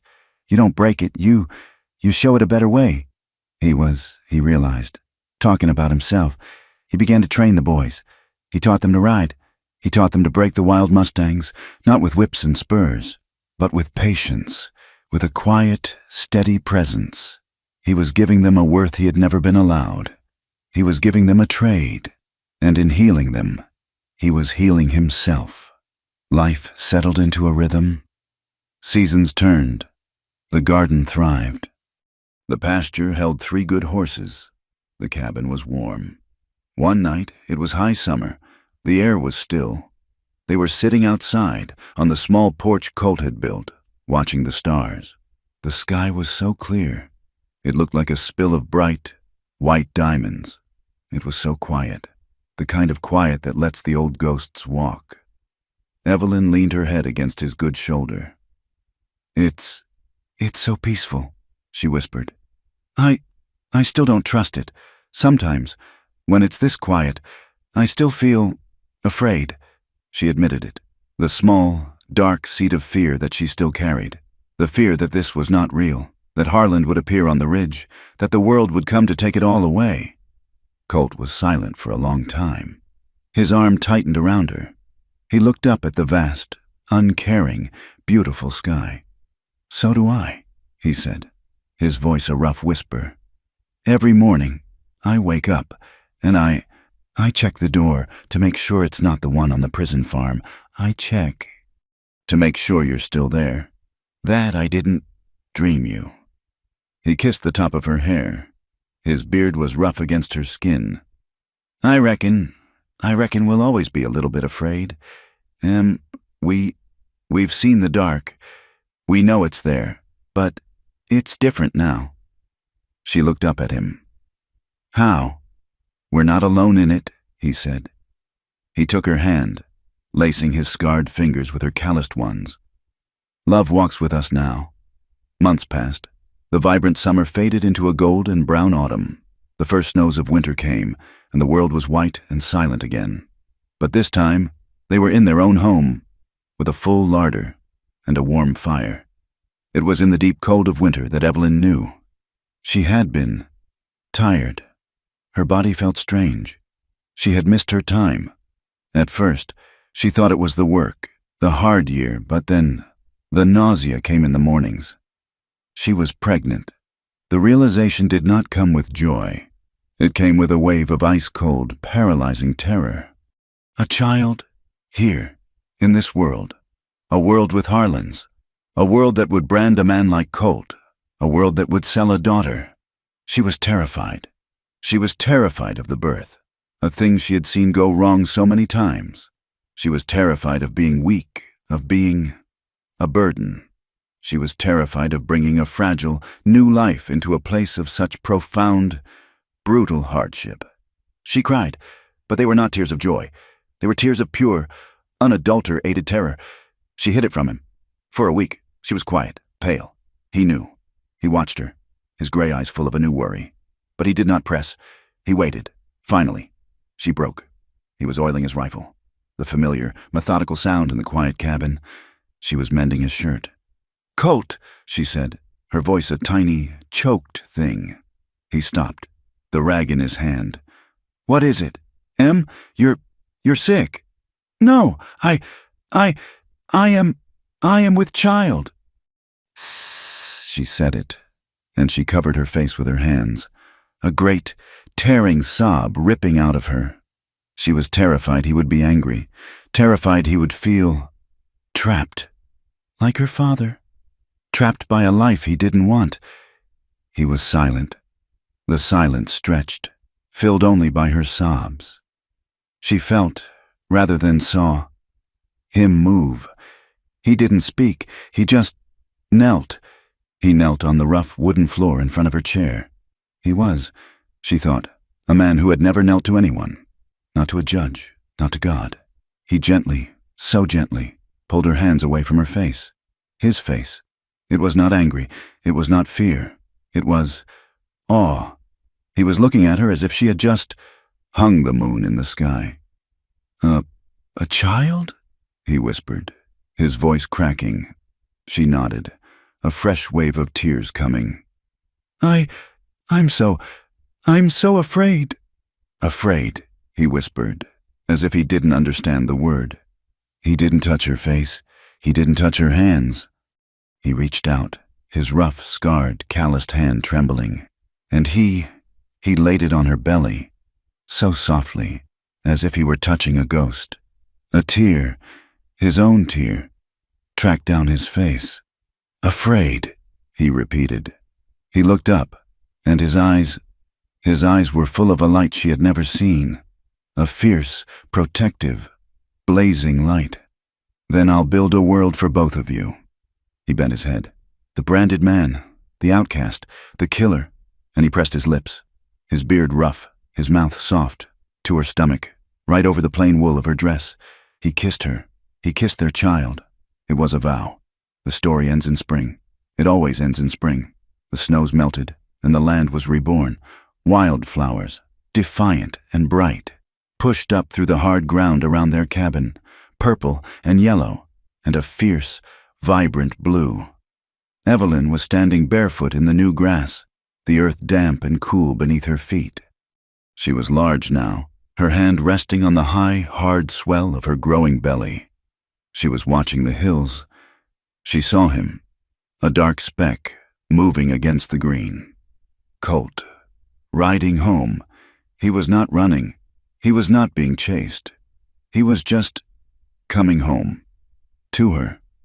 She smiled, her hand stroking the curve of her belly.